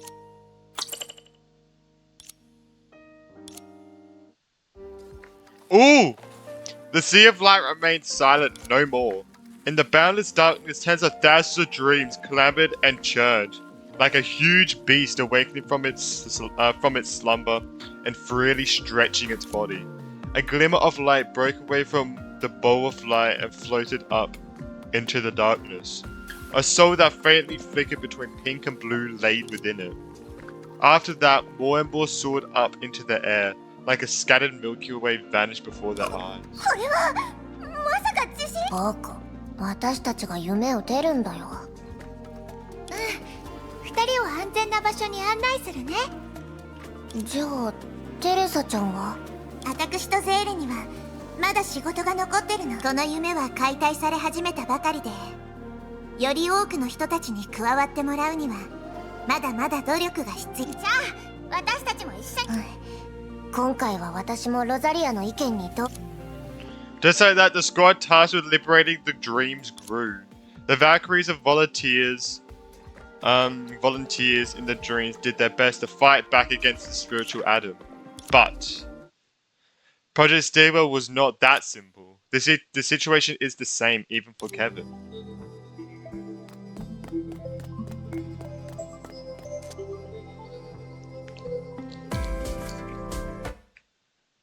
Two of the strongest people stared at each other.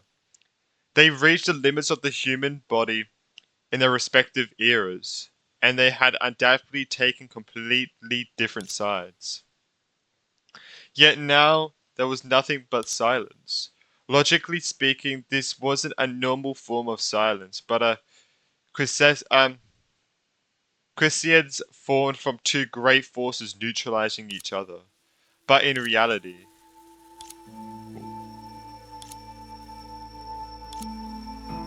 Mole? What's happened?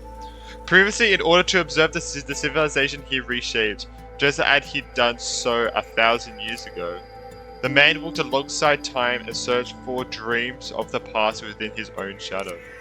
Yet the girl in front of him was doing the opposite. She relentlessly tried to unveil the mystery in search of the truth of the world. Perhaps because of the ambiguous differences, the two of them surprisingly took a mutually silent yet amicable attitude towards each other. But because of their contrasting allegiances, this silence born of a tacit understanding would never end in silence. After a long quietude, the blonde woman spoke 座っ first. て話しませんか？この時代の人と交流する機会はあなたにと。Huh. ある戦友は僕にこう話した。 Is 僕 this た a ちは dream? 原始人だ。 Or is this a dream? 洞窟の入り口に背を向け、手足を縛られ地べたに座って、後ろから照らしてくれる炎を頼りに、たまに炎の光によって石壁に何かの影が見える。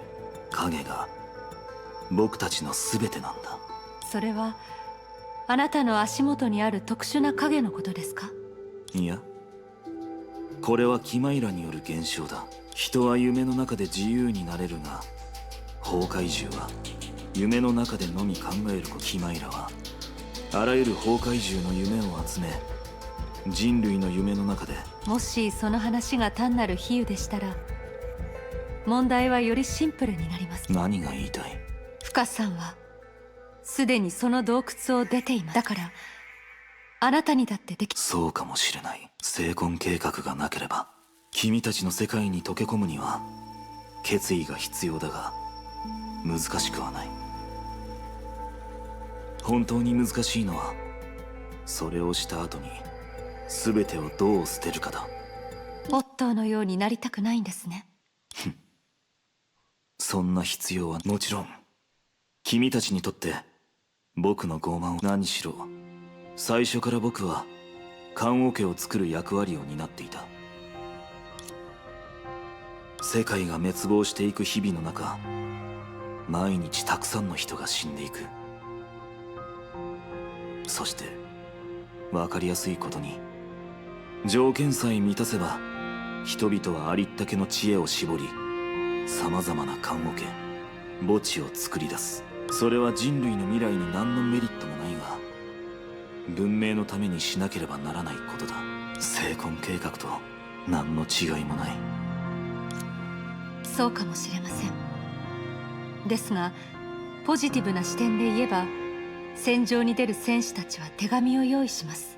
宿舎、輸送機、あるいは列車や船の中で、みんな未来に対する希望や託したいことを書くのです。結果がどうであろうと、私たちが信念を持って行った行為は決して意味のないことではありません。私たちは美しいもの、美しくなろうとちっぽけで徒労に見えるかもしれません。しかしそれは、美しさを育む種はいつか一面の花を咲かせますから。何があってもケビン。それは僕の少なくとももうすぐ訪れるあの戦いで僕たちは全力で相手を殺さなければならない。それは変えられない事実で、崩壊に勝つための唯一の。分かってます。あなたの親友であるスー。そう言われてみれば。言葉にしたことはありませんが、彼にとってあの時代で最も勇敢で最も強い人は、あなたは私たちの前に立ち、全てが無価値であるかのように振る舞ってきましたが、それはあなたの後ろに誰もが生還できない本物の深淵があるからです。聞くことも賭けをすることもできないあなたは、それでも最後の可変要素を彼に。そしてそんな風に僕を肯定しなくてもいい。僕は君の敵だ。それ以外の何者でもない。分かっています。だから正々堂々とあなたを殺す。もっと正確に言えば、あなたの象徴であるそのが、私と仲間たちは決して迷っ。それでいい。I'm going all out on each other. Alright. Facing this man who was frozen in time reminded her of a classic monologue by a certain playwright. He was the noblest Roman of them all. All the conspirators, save only he. Did that they did in envy of great Caesar.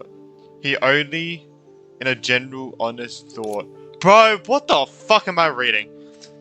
And common good to all made one of them.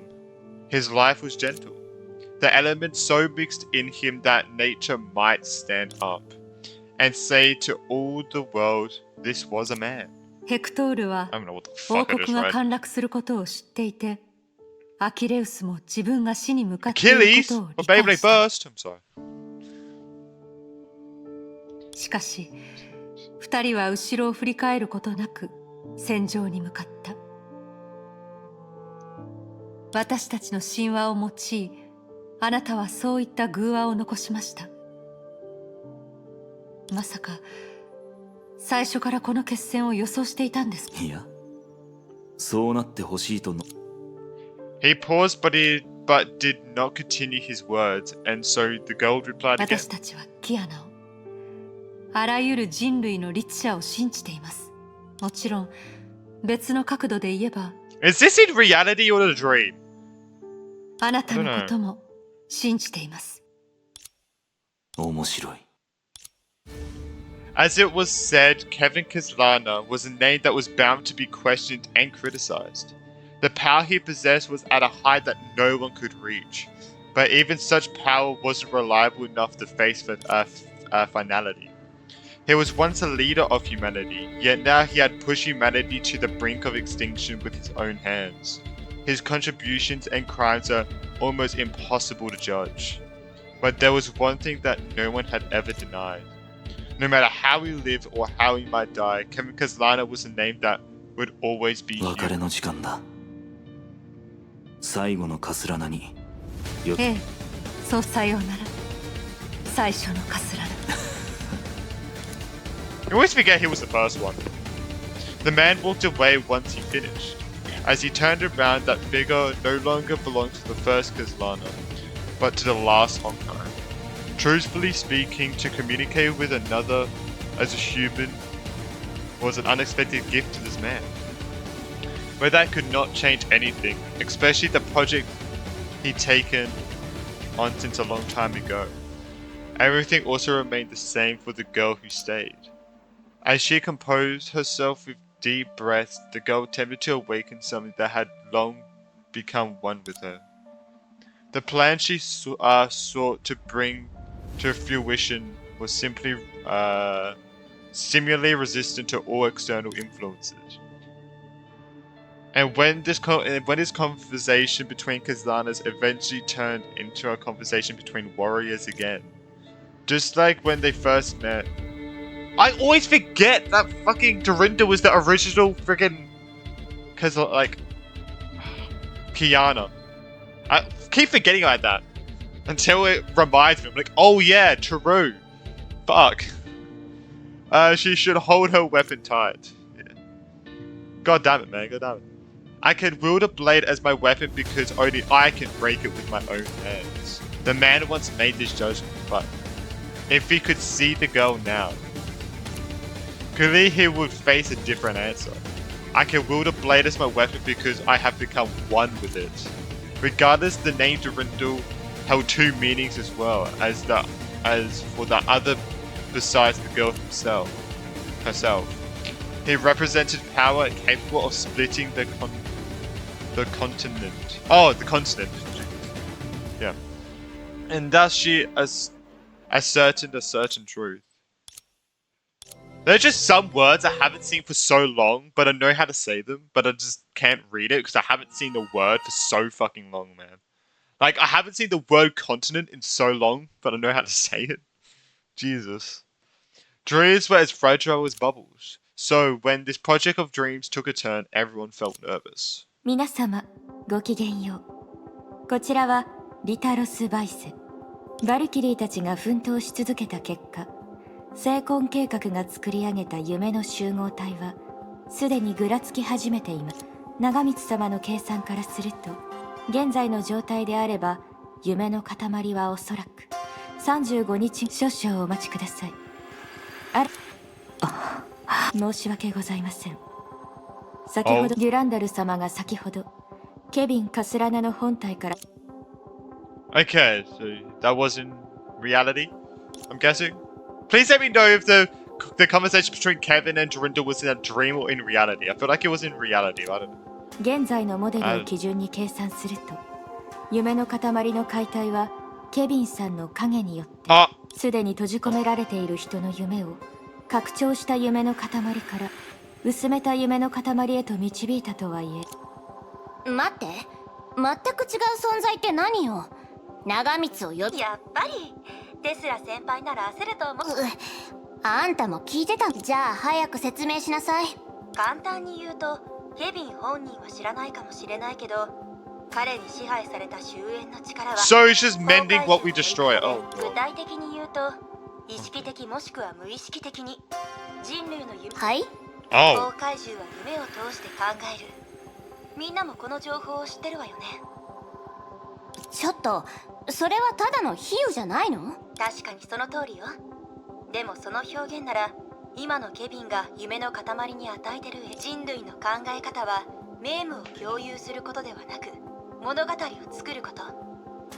それは私たちが夢の塊を破る根本的な理由にもなる。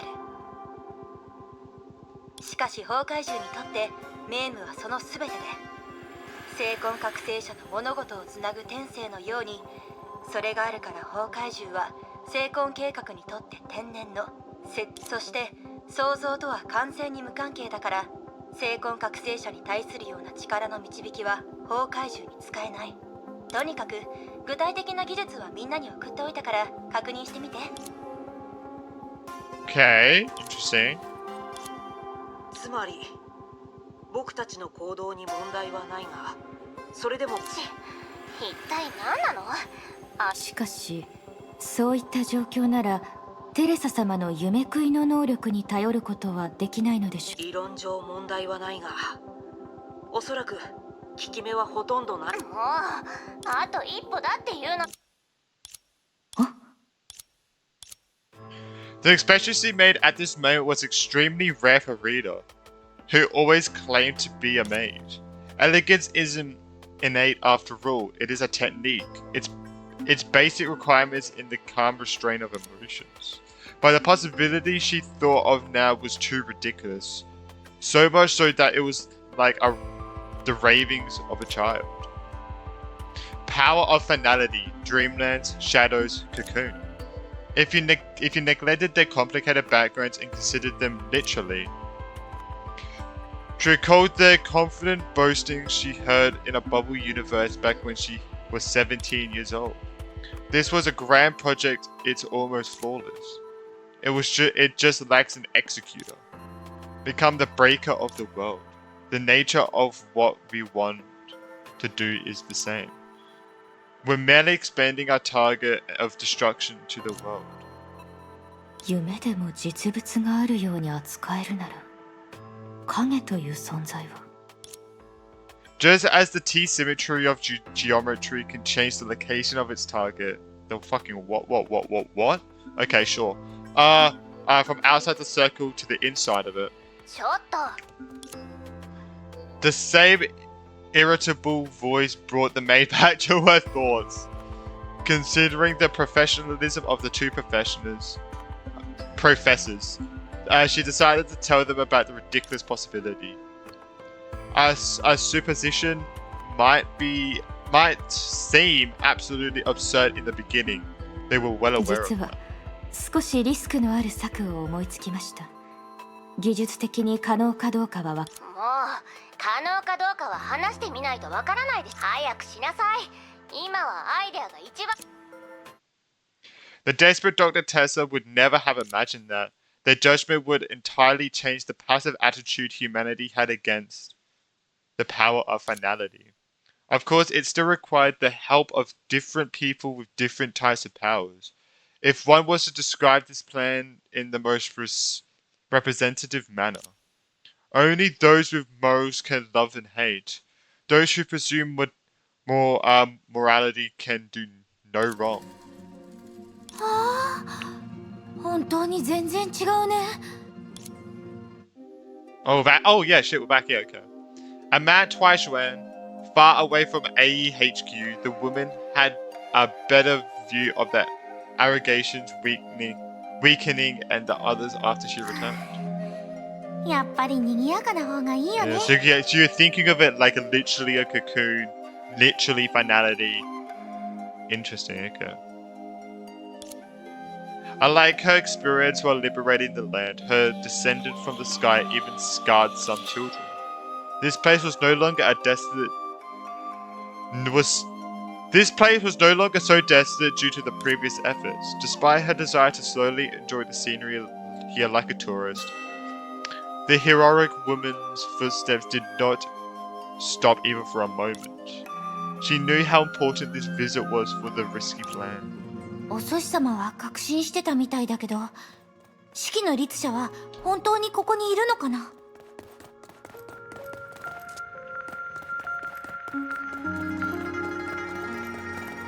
Oh, what the heck? Coach said to you? 式の律者何私のことを歓迎してないのなんであなたを歓迎しなければならないのでもここはお寿司様の家だよもういいとりあえず勝負しようはい何あなたはコウコをよく知ってるはずでしょコウコでも喧嘩にはきちんとした理由がないと私は意識の律者だよあなたの言いたいことなんて分かったあんた機嫌が悪いうるさいやるのそこまで言われたら無常自在門一番弟子リス将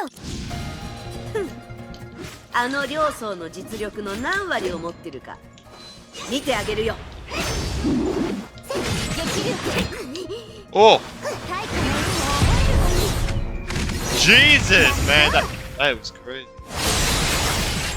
Damn!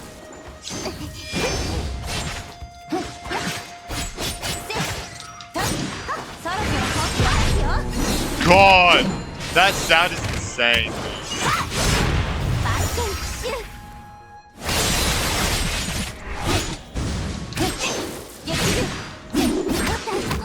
Oh, hold it! Oh! I have to hold it. We still get you to hold it. Bam!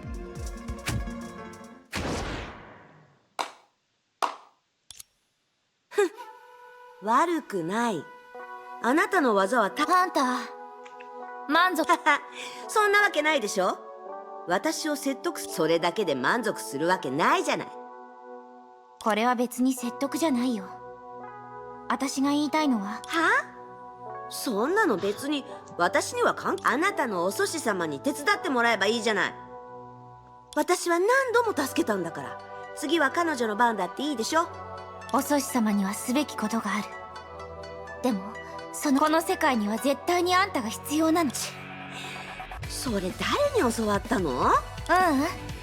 テスラ博士とそれと She did not have to respond to that request. Actually, even if the Hersher always followed her heart and she only did things as she pleased, but that merely meant that she wasn't concerned with trivialities, not that she wasn't intelligent. After they confronted Kevin together on the moon, the Hersher of sentience did contemplate her unreasonable experiences. Due to her own uniqueness, Protostigma didn't affect her at all, and it was obvious that she didn't care about humanity's future. But what if she did it all just for Fuhua? あの僕年人がそんなこと。See, she would never admit it. まあいい。僕年人には一つ借りがある。ずっと。はいはい、わかった。She always has to have like a weird reason. せいぜい最後まで助けるだけで別に大したことじゃないんでしょ? And so her personality seemingly also became her destiny. God, Hershey Zenji is such a crazy character, man. A few moments later... What? Oh! Okay. Seems bigger than I imagined, if I remember. Why? Eden.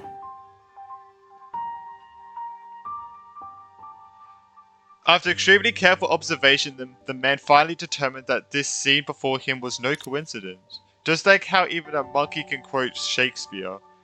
No dream weaved by the 7 billion wheels would be strange enough to warrant his time and thoughts. しかしここは寄せ集めでできた偶然ではなく Right after he came to this conclusion, the man shook his head and rejected it. The aggression of dreams was not omnipotent, and the beauty it weaved together required existing materials for its foundation. But rather than write and make or clean. No, I miss clean, man. I miss clean. Witness of the Elysian realm was not in a dream. In other words, there was only one possibility behind the scene before his eyes now. The man looked around once more. He seemed intent on finding some kind of flaw to prove against that absurd possibility. But to no avail. つまり今この瞬間 A dose of his own medicine. Obviously, someone was trying to do that unto him. But he was Chimera's incarnation. No dream could touch the power of finality he possessed. So he just left. He just left.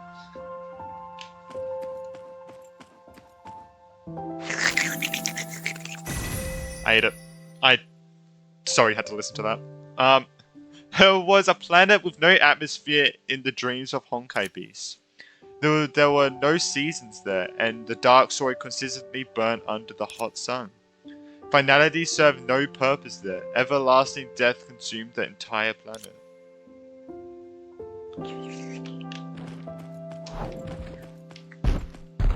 They try to move away from you as well. But yeah. But the planet shrouded by acid clouds in the dreams of Honkai beasts.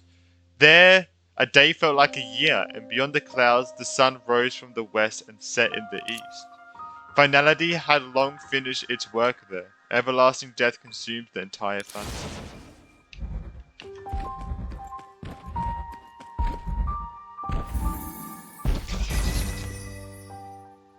There was a planet where crimson sand filled the sky in the dreams of Honkai beasts. There 2 moons hang in the sky, and one shone brighter than Venus. Finality had stalled there. The sparse bubble universes are the final echoes of civilization.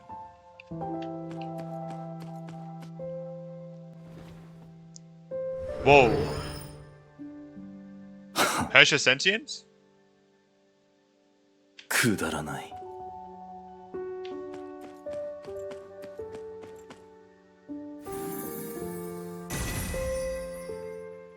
There was a gas giant with beautiful light in the dreams of Honkai beasts. One of its satellites remained dormant in this cradle, waiting for the light and a warmth to bestow life upon it. We really need to absorb these? No, not really. Alright, so... 出てこい。式の律者。Oh! Hosha sentient? Is that you? Seemed like it with the feathers and everything. Yep. Oh, this place! I remember this place. I remember we're like running up the chains, dodging things, right? さすがです。キマイラの源を判税してもらおうと全力で崩壊獣の夢を動かしたのに、結局あなたは少し遠回りしただけ。厳密に言えば崩壊獣は意識体ではない。そう言われてみると確かに珍しいこと。崩壊獣は夢を通して考えると聞きましたが、本当なんですね。崩壊獣は律者の手足であり、眉の感覚。その夢には太陽系に対する終焉の思考も含まれて。つまり終焉は本当に宇宙。少なくとも夢を見る限り月に降下するまでに奴は太陽系の他。地球はその最後の尋ね先なんだ。なるほど。そのキマイラの力を私たちに分けてもらえませんか？君にできるならせいぜい奪えばいい。しかし結局のところ君たちは僕に力の施しを請うべき。それは担えない責任となるだけだ。はあ、そうなると思いました。いいでしょう。どうしても戦いたいなら始めましょうか。君は僕にかなわないと。何か忘れてません？ここは夢、つまり意識のもう以前とは違います。 No, so she has more power. Oh, so we're using her. So she has the power of like to use the dreams for advantage. Damn! What the fuck did I just do?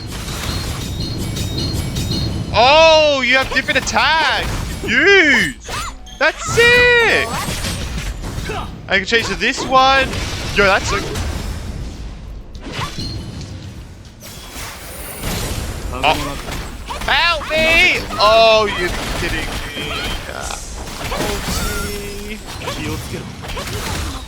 Oh my lord. Bro, that look at the smile is insane.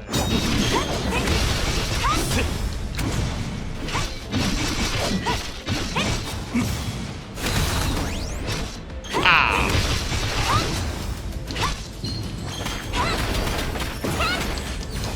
Oh, so when you're on it, it recharges quicker. Okay.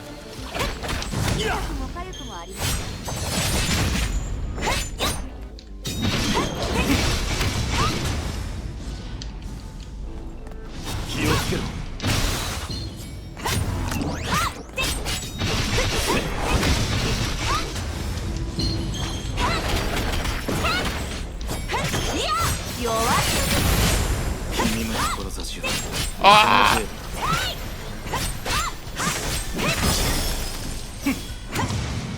I'm almost dead.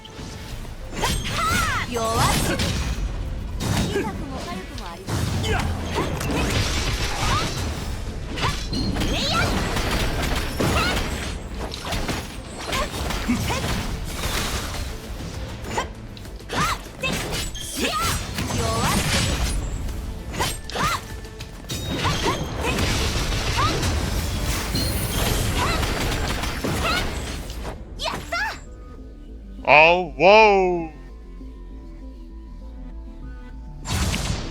Oh, he turned into that version. Uh-oh. Away from the Herrscher Sentience's battlefield at a place far from the influence of dreams. Oh, she's here now. At an emergency communication, the sector overseer started to assimilate all the misinformation. Even when she walked through dreams, she was often worried about everything going on elsewhere. After all, in that risky yet crucial plan, the first executor was too unstable. 状況はどうなってるの？セイレ曰く、式の律者の領域はすでにケビンのキマイラと接触してます。リタ、他の人たちの状況は？デュランダル様はすでに位置につきました。キアナさん、メイさん、本当の機会を手に入れられるかどうかは指揮の律者次第です。もっと正確に言うと、彼女のでも伝説の聖剣があるとしても、どうやってケビンの影を切り取るんですか？この計画を思いついたきっかけ、ケビンの影は実はキマイラの一種の具現。ケビンさんの体内でそしてゼーレさんがくれたひらめきとは、もちろんもう月で一時的に連絡ができなくなってしまう。はい、つまりケビンの影を切り取る行為は、あのウサギがもう一人の私を一時的。そしてその大前提として終焉の力そのものを揺るがす私がキマイラを切り離せるかと口にした時、ケビンさんが引き起こした特殊現象に何かをしてもいわゆるキマイラと終焉の力は今強い力で結ばれています。確かに最初後から来た私たちがその中でメリットを手にしたければ、まず終焉の力を揺るがし、その結び目を緩くする必要があります。それができて初めて今話した案が成功する可能性が生まれます。でも指揮の律者が単独でケビンに挑む、それはこの計画最大の可変要素でしょ。ですがテレサ様は何はともあれ、テスラ博士はこう言いました。納得できないわ。ケビンにできるなら私たちにだって。分かったわ。指揮の律者とケビンの戦況を観測する方法はないのかしら。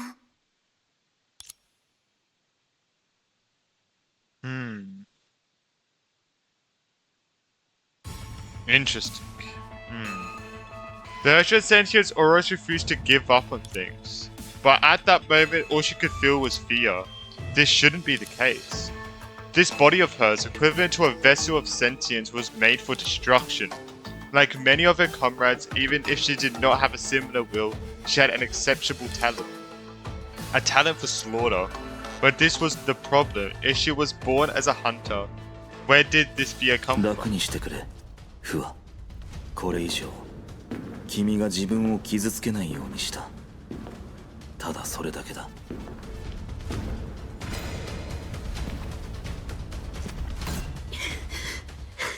It's like what's happened before.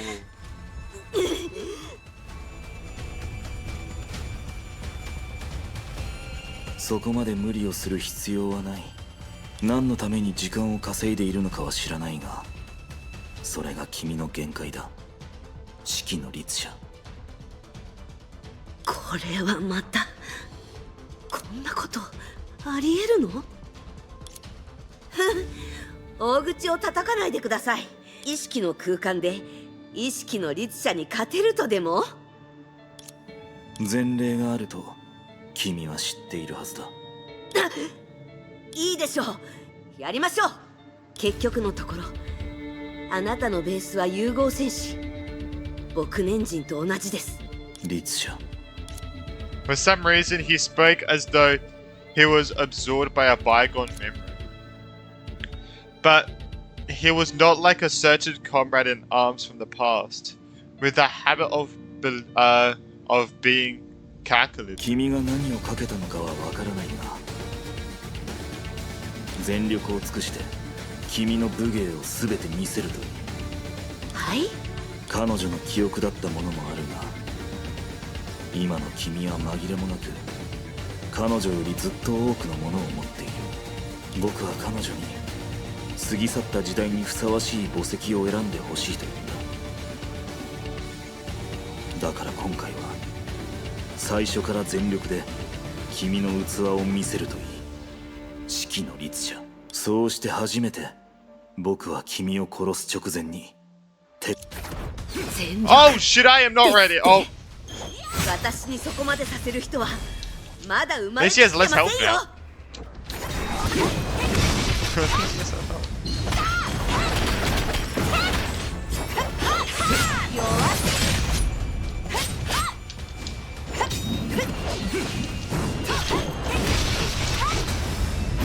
I don't know if you should keep switching and stuff, but.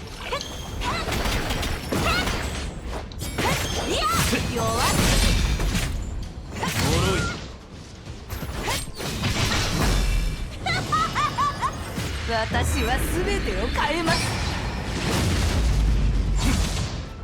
Oh my god! ここまでか。逃げ道はない。I forgot. Yeah, I always forget with ult you have to hold it. まだ力が残っているはずだが。都政の羽か。不正解です。これは本物の完全な律者の剣、廃墟の剣。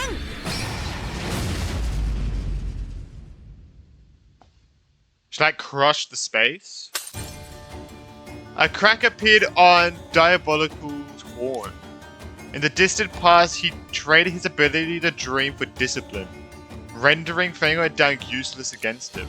In other words, this was true damage. 僕が君の立場なら、そういった特殊さを。あなたには関係ないでしょ。それに今よりもっといい使い方があるとでも、あなたを屈服させるのは大変ですね。つまり君は彼女フカとのつながりを切ったのか。でなければ君はそれほどの力を出せないはずだ。確かに僕年人のことは好きじゃないけど、あの鎖は彼女が切ったん。彼女の孫弟子が教えてくれなかったら私自身も知りませんでした。どうです？この力は本物で完全無欠。なるほど。誰かが大巨山で第8の神の鍵のコアを見つけ君の居場所にしたのか。しかし状況はどうあれ今の君は完全な指揮の律者といって神の鍵なのはとにかく勝てるかどうか、私をどうにかすることはできないと言ったはずです。今なら確かに今まで負荷に頼らざるを得ない状況だった君の力。しかし今はコアが不滅である限り意識として僕と戦う君をそして君が時間を稼ぎたいということは鍵となるコアも僕が。分かったならそれでいいんです。おとなしく降参。残念ながらそれでも具体的な数はわからないが、この夢の中には君が力を放つ時の媒介となる羽のようなものが無数に。その羽を全部消すとなるとそれだからいっそのこと指揮の律者君はある。もし一撃でその羽を全部消す。何？今の君が不滅で不死だというのなら感じてみるといい。ゴーマの全力を。この力は。Oh.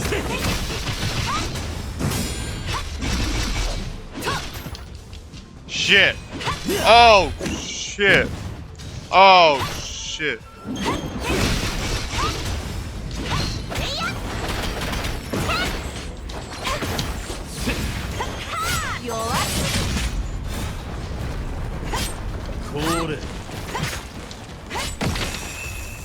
Uh-oh. Damn.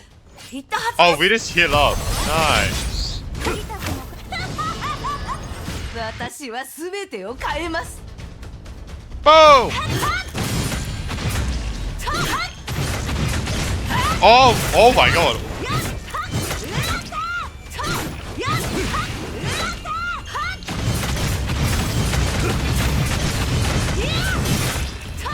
What in the fuck?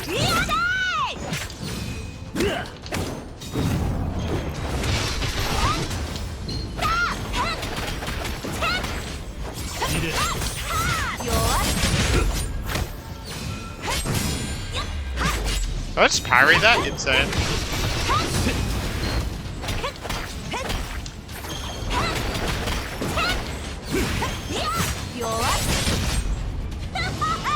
Alright. 私は全てを変えます。そろそろ終わらせよう。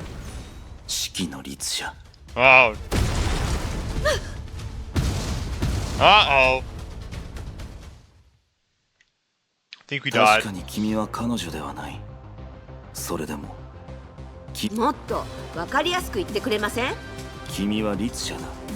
しかし崩壊の代わりに破壊だから君にとってこれは本能と無関係。僕の敵は崩壊のみ。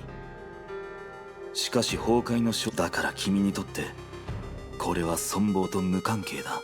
確かに君は人の律者と呼べるかもしれないが自我を超えるような理念を持っていない。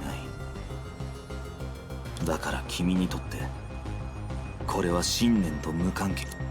それがあなたにとっての分かりやすくで。結局のところ君が見せたあらゆる執念や切り札は負荷が君の中に残した痕跡でしかない。あなたには関係ありません。それともあなたはあのハイヘビに感化されて時間を無駄にしていると気づいた。僕が精神のアダムに入ったのは僕なりの目的があってのこと。影 She could not help but recall the fear that she had felt just before.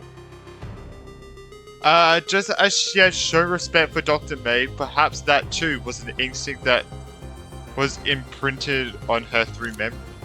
And also the thing that was most likely to make her fight うる against さい herself. その手には乗りません。私は喧嘩しに来たんです。人としての振る舞い方なんてShe did not have time to finish her sentence. Indeed, compared to most people, this Herschel seemed very independent and dismissive of her preaching of others. But the person she was facing happened to have the type who preferred action to words.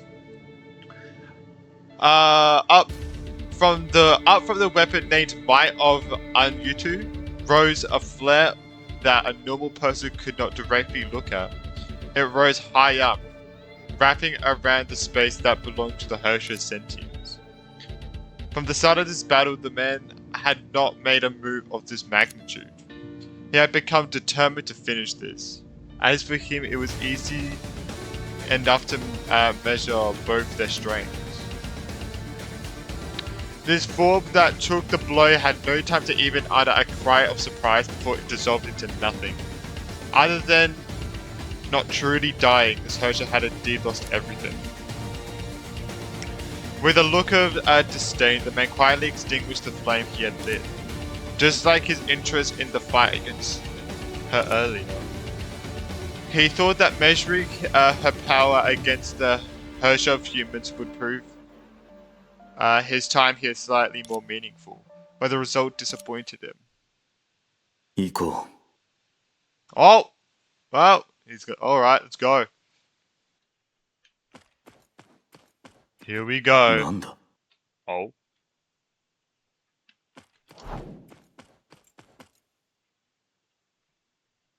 The door's leaving, bro.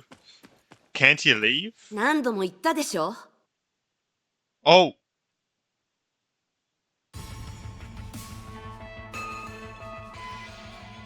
意識の空間で意識の律者をどうにかできるとでも Oh god. まだ終わってませんよ。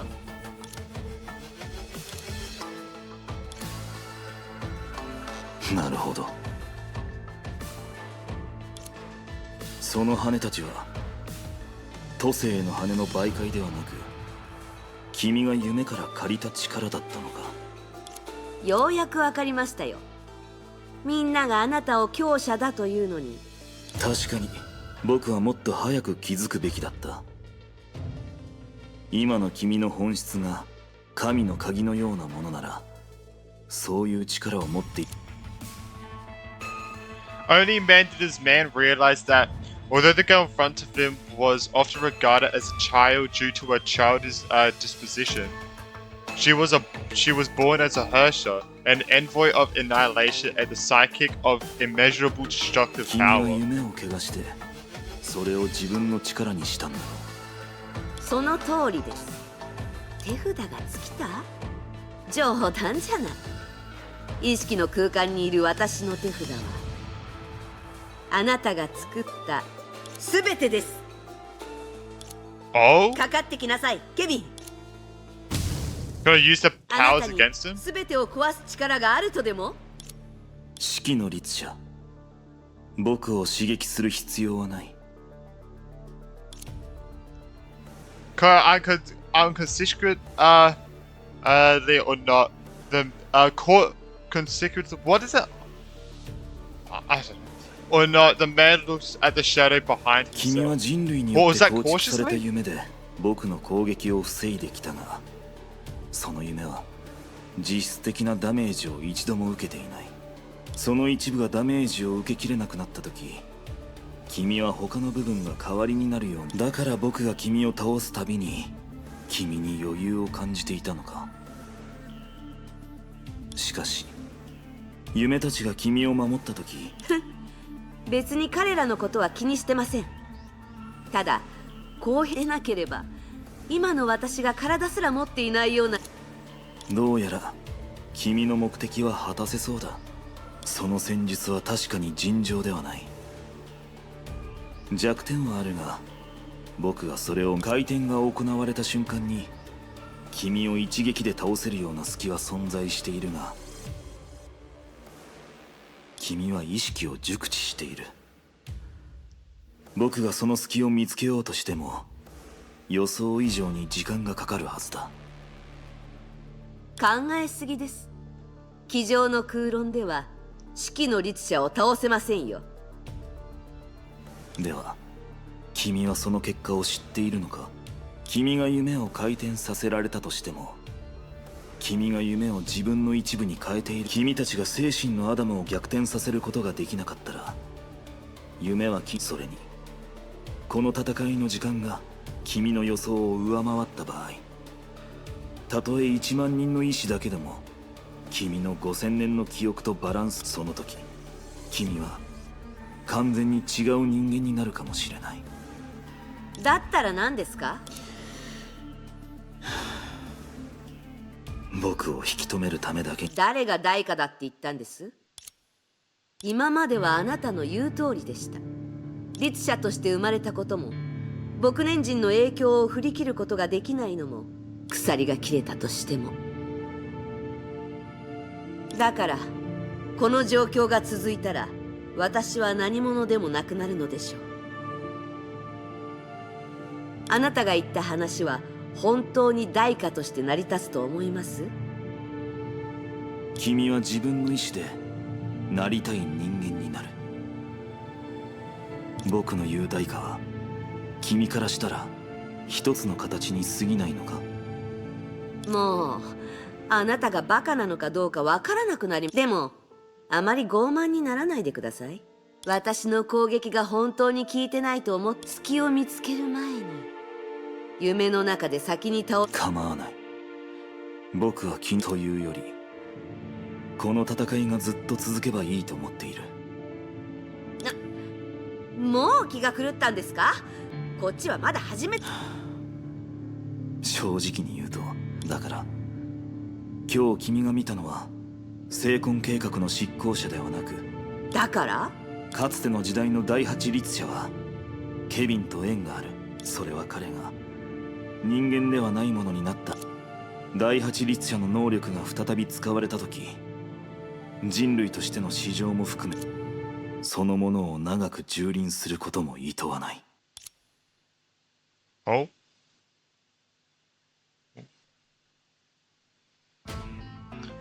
There was no battle that could end in an instant. Even death required processes of varied duration to bring eternal silence.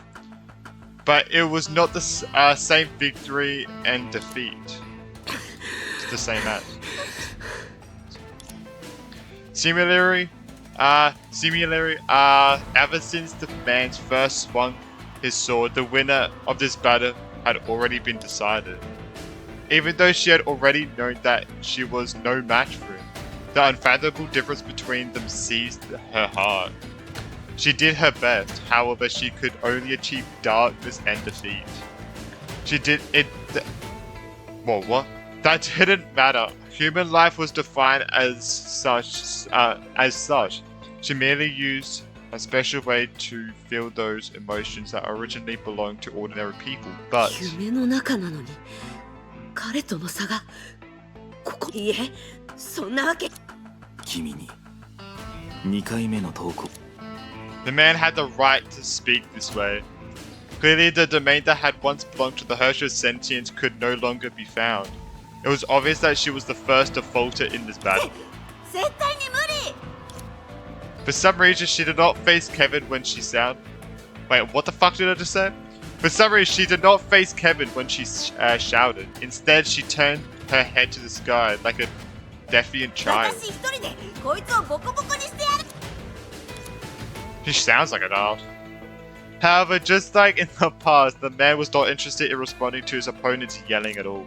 He stepped slowly forward, resolved to end everything. Even if the end is only temporary for the Herrscher in front of him. 分かった言う通りにするから It sounded like the Herrscher sentient was finally willing to accept Kevin's suggestion to surrender again.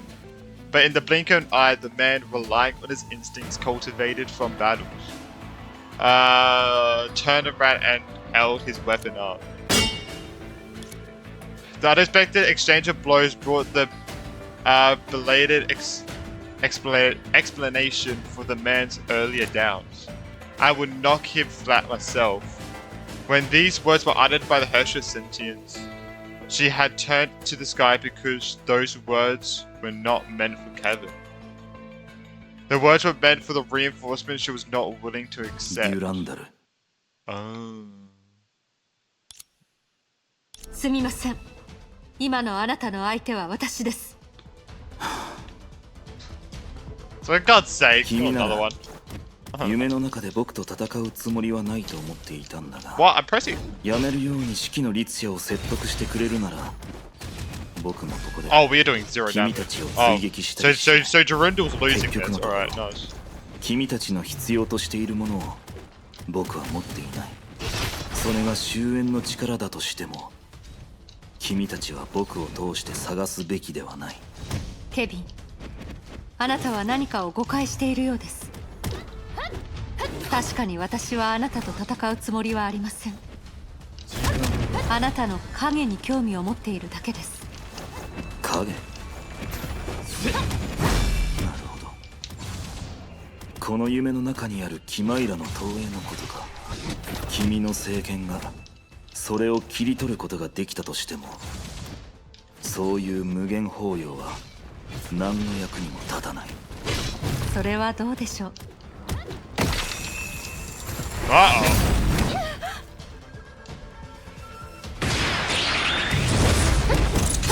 Did she just go Super Saiyan? What? She just went Super Saiyan, what the fuck? I'm just spamming the ult. I don't, like...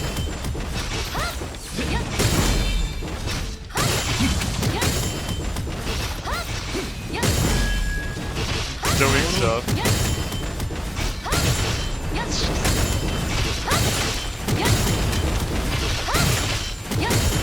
It's working.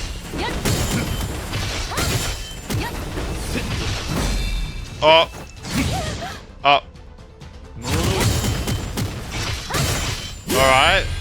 Oh. Oh. Good.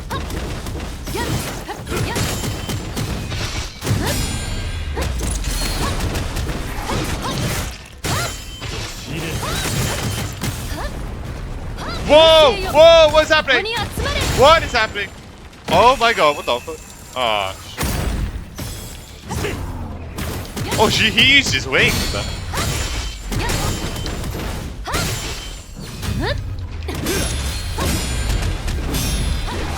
The parries, bro. I can see why ZZ has such good parry sounds. Holy shit.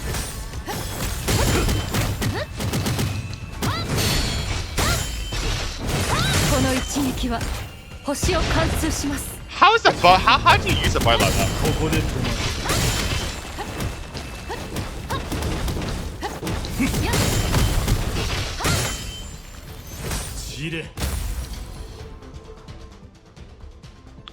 There was no doubt that up against the first Castellana, the one who held the power finality, the girl of Galactusa could not do more. Even Kevin himself, when facing finality, did not have a glorious battle record. His strongest strike 50,000 years ago only exchanged for an opportunity for a handful of people, let alone attain victory. The girl's action now seems similar, but if there must be a comparison of how similar the situations were, it was impossible to ignore the difference. Their weapons.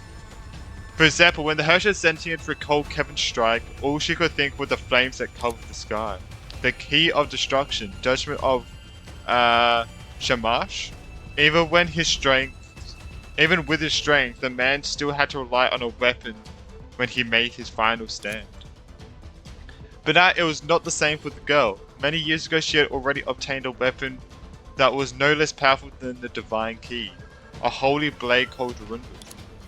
But why had she, in the face of a strong enemy, deliberately chose to use the Astral Harness and not use her own killer skill? The question had already crossed the man's mind before, but he did not care. And when he finally knew the truth, it was too late. これはまた予想外で理屈通りの展開。 Clearly for both parties, the battle had been at a stalemate for way too long. However, it finally came down to this moment, according to a certain plan. The reinforcement truly responsible for temporarily ending the battle had finally joined the fray. To herself and to Kevin, the form she took was familiar yet contemptible. When she first used this power, it made her betray herself and trampled all in sight. Kevin was the only witness to this. And thus, he knew better than anyone else just how unwilling she is to use this. Power known as active Honkai reaction. What in the absolute fuck?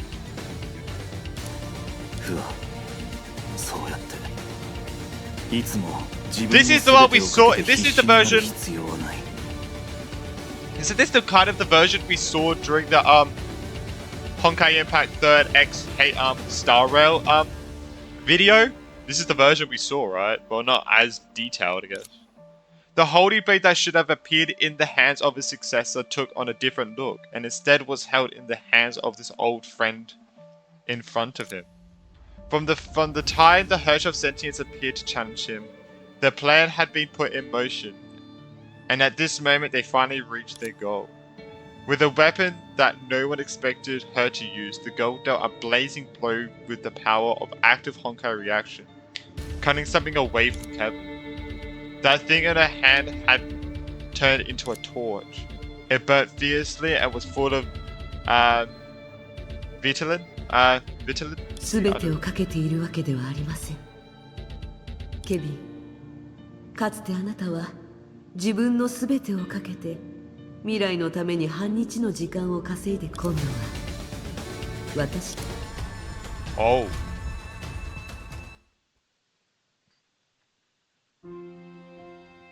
$50,000 years, when expressed as a number, its sheer length becomes difficult to grasp. Yes, some said every story on this planet could be measured by 3 years. Where the sun could be your friend or lover for life, a moment could be remembered, adventure could succeed, everything could be tested in 3 years.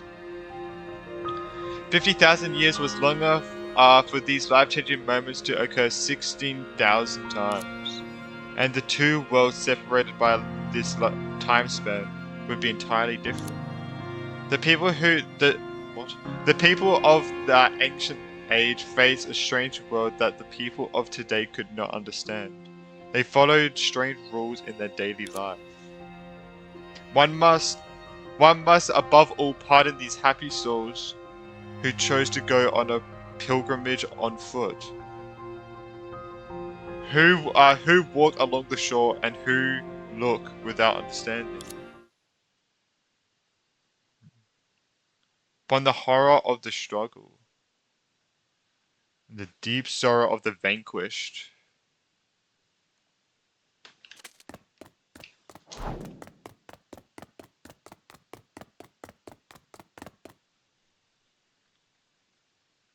There was no doubt that the girl was the winner now, but just like the people of this era, she felt nothing but the fear in her heart. The reason was simple. They knew that all victories were temporary. Just like the girl's situation now. With extreme caution, the girl recalled the bitter battle earlier and started to take stock of her injuries. Before, she was surrounded by numerous monsters in this abandoned research facility, or at least it seemed abandoned. And the remains next to her indicated the current progress of the battle. However, the girl could still recall that shadowy existence, whose appearance was difficult to make out, and the fear that she felt before いいえ lingered. 戦いはまだ終わっていません。より強い敵がまだあまりにも恐ろしい敵ですね。このまま放っておくわけにはいきません。Wait. Oh. Man, I haven't been here for so long.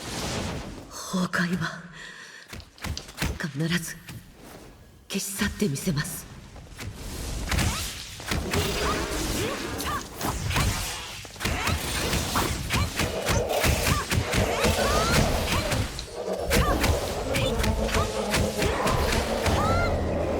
Boom! There we go. 気配から察するに、もうすぐ出口に着くようですね。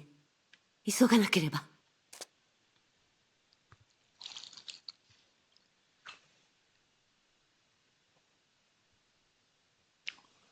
ケビン。あ、hello。さっき感じた力はケビンのものなんですか？君なのか、フワ。崩壊は必ず。フワ、僕だ。ケビンだ。Oh God. 崩壊。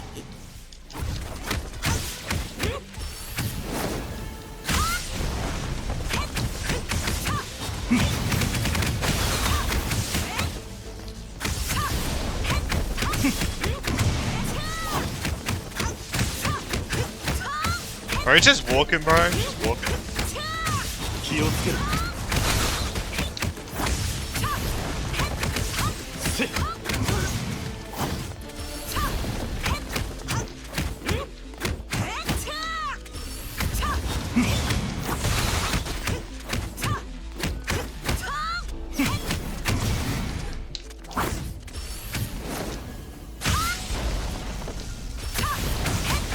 あの副作用がなぜまた現れているのかはわからないが。Oh Jesus. 今の君を止めるにはこうするしかない。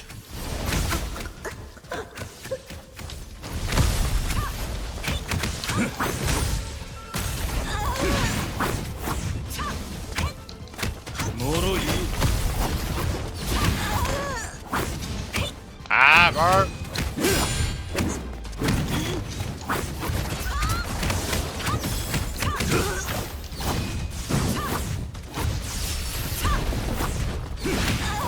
Jeez, bro.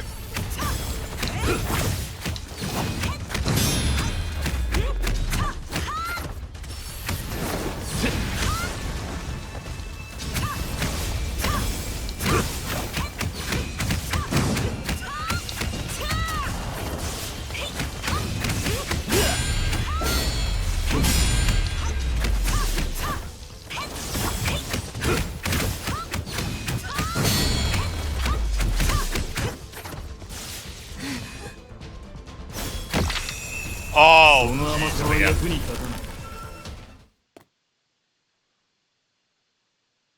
楽にしてくれ。Oh, wait, that showed the future before. 君が自分を傷つけないようにした。Whoa, so before it showed the future. 心配ない。ここからはメイが全てを解決する。What the hell, bro? That's crazy. 君は決して怪物ではない。今もこの先もだ。What did he say again? To the girl, the past event ended this way. When she woke again, she was submerged in a life support chamber. She could only feel the pain in her torso, and not even have the strength to open her eyes. She only learned the truth of what happened a long time after. つまり何があっても。その通りよ。ただ一つ例外があるの。あなた以外の火を追うがたちが全滅した時よ。でももしそうなってしまったら、使うかどうかなんて些細な問題でしかないわね。それでこれは一体。まだ確かなことは言えない。でも最もあり得るのは、戒律と類似した特性を持つ心音があなたの体に影響を与えた際に予想外の変化が起こった。もしかしたらそれはあなた自身の崩壊を消滅させることはあなたにとって選択じゃなくてほぼ逆らい。でも融合戦士はもともと崩壊の力を借りて生まれた。だからもし自身を掌握する気を緩めてしまったら、あなたは本能に刺激され、崩壊にまつわるあらゆる存在を、もちろん仲間と無理して使えば残される結末はただ一つのみ。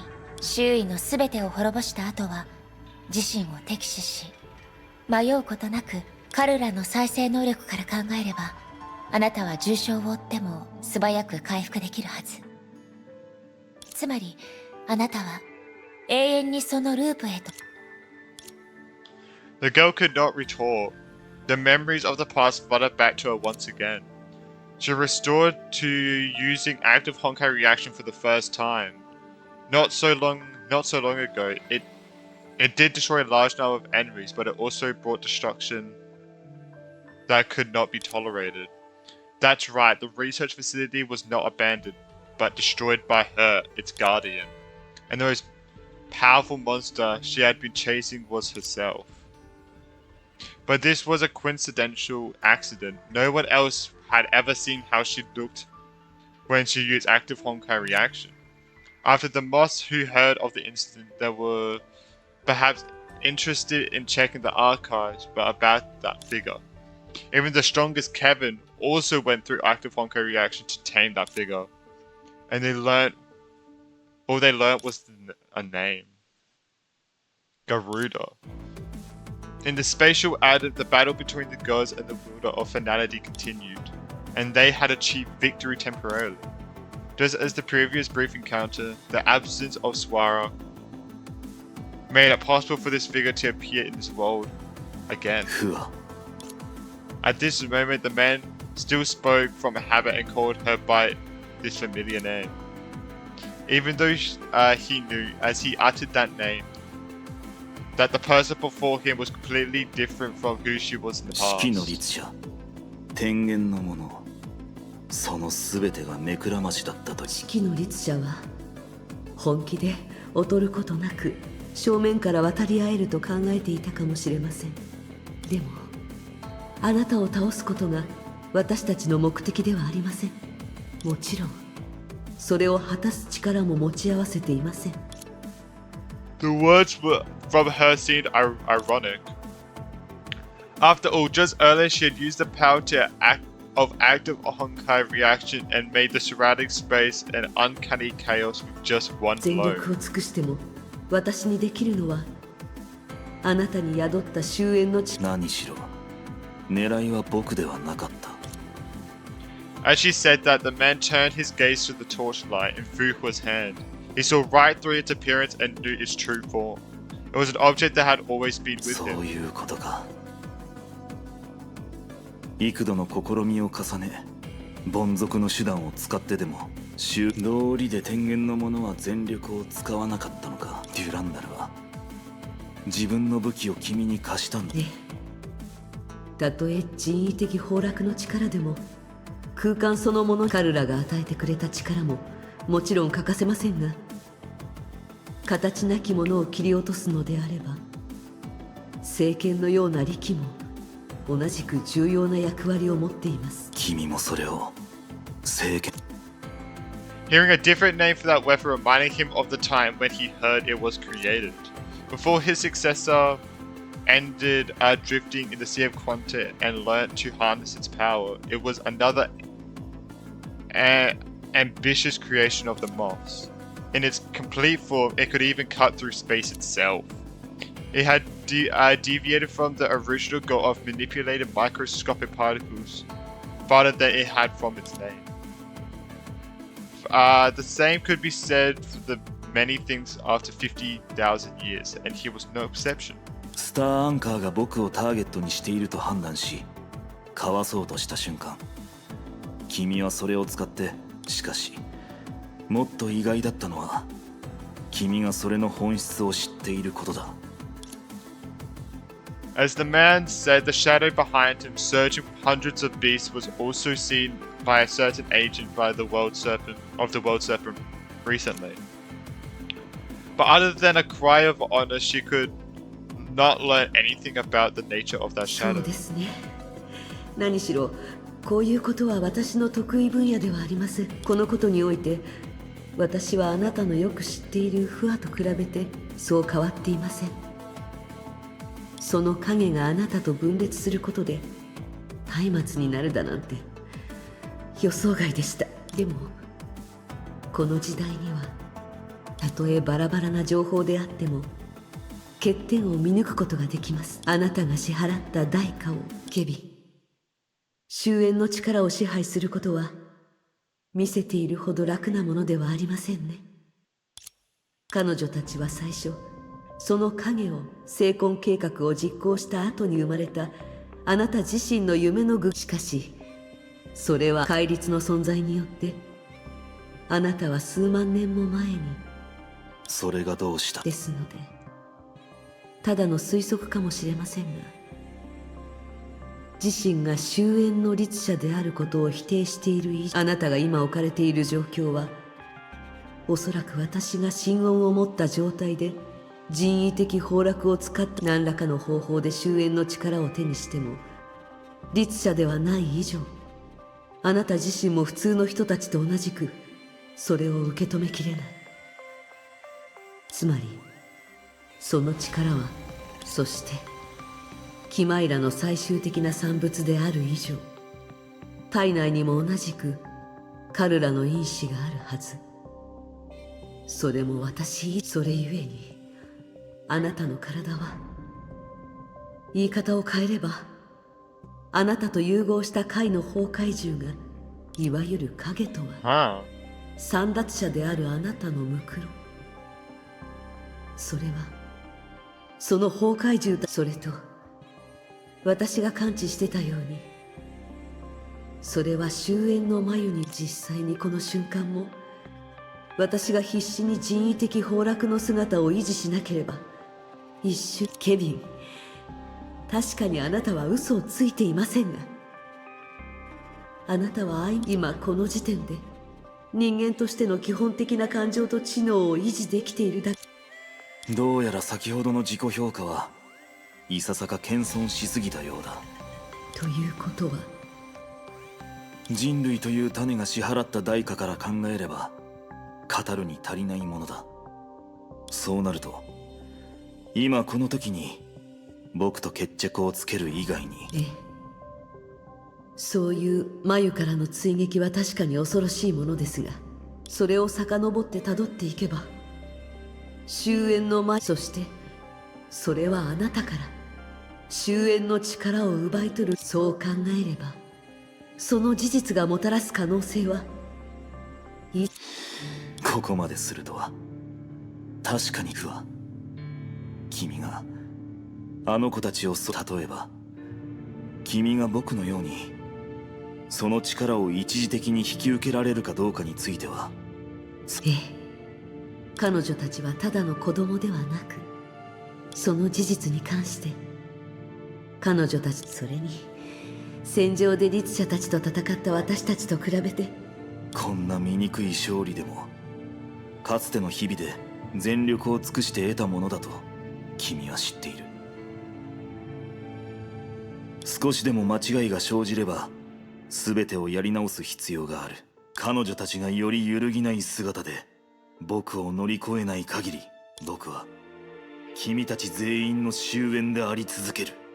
ケビン、あなたも私も全文明の人間たちは、ですが私たちが、つまり君たちはチャンスを求めて。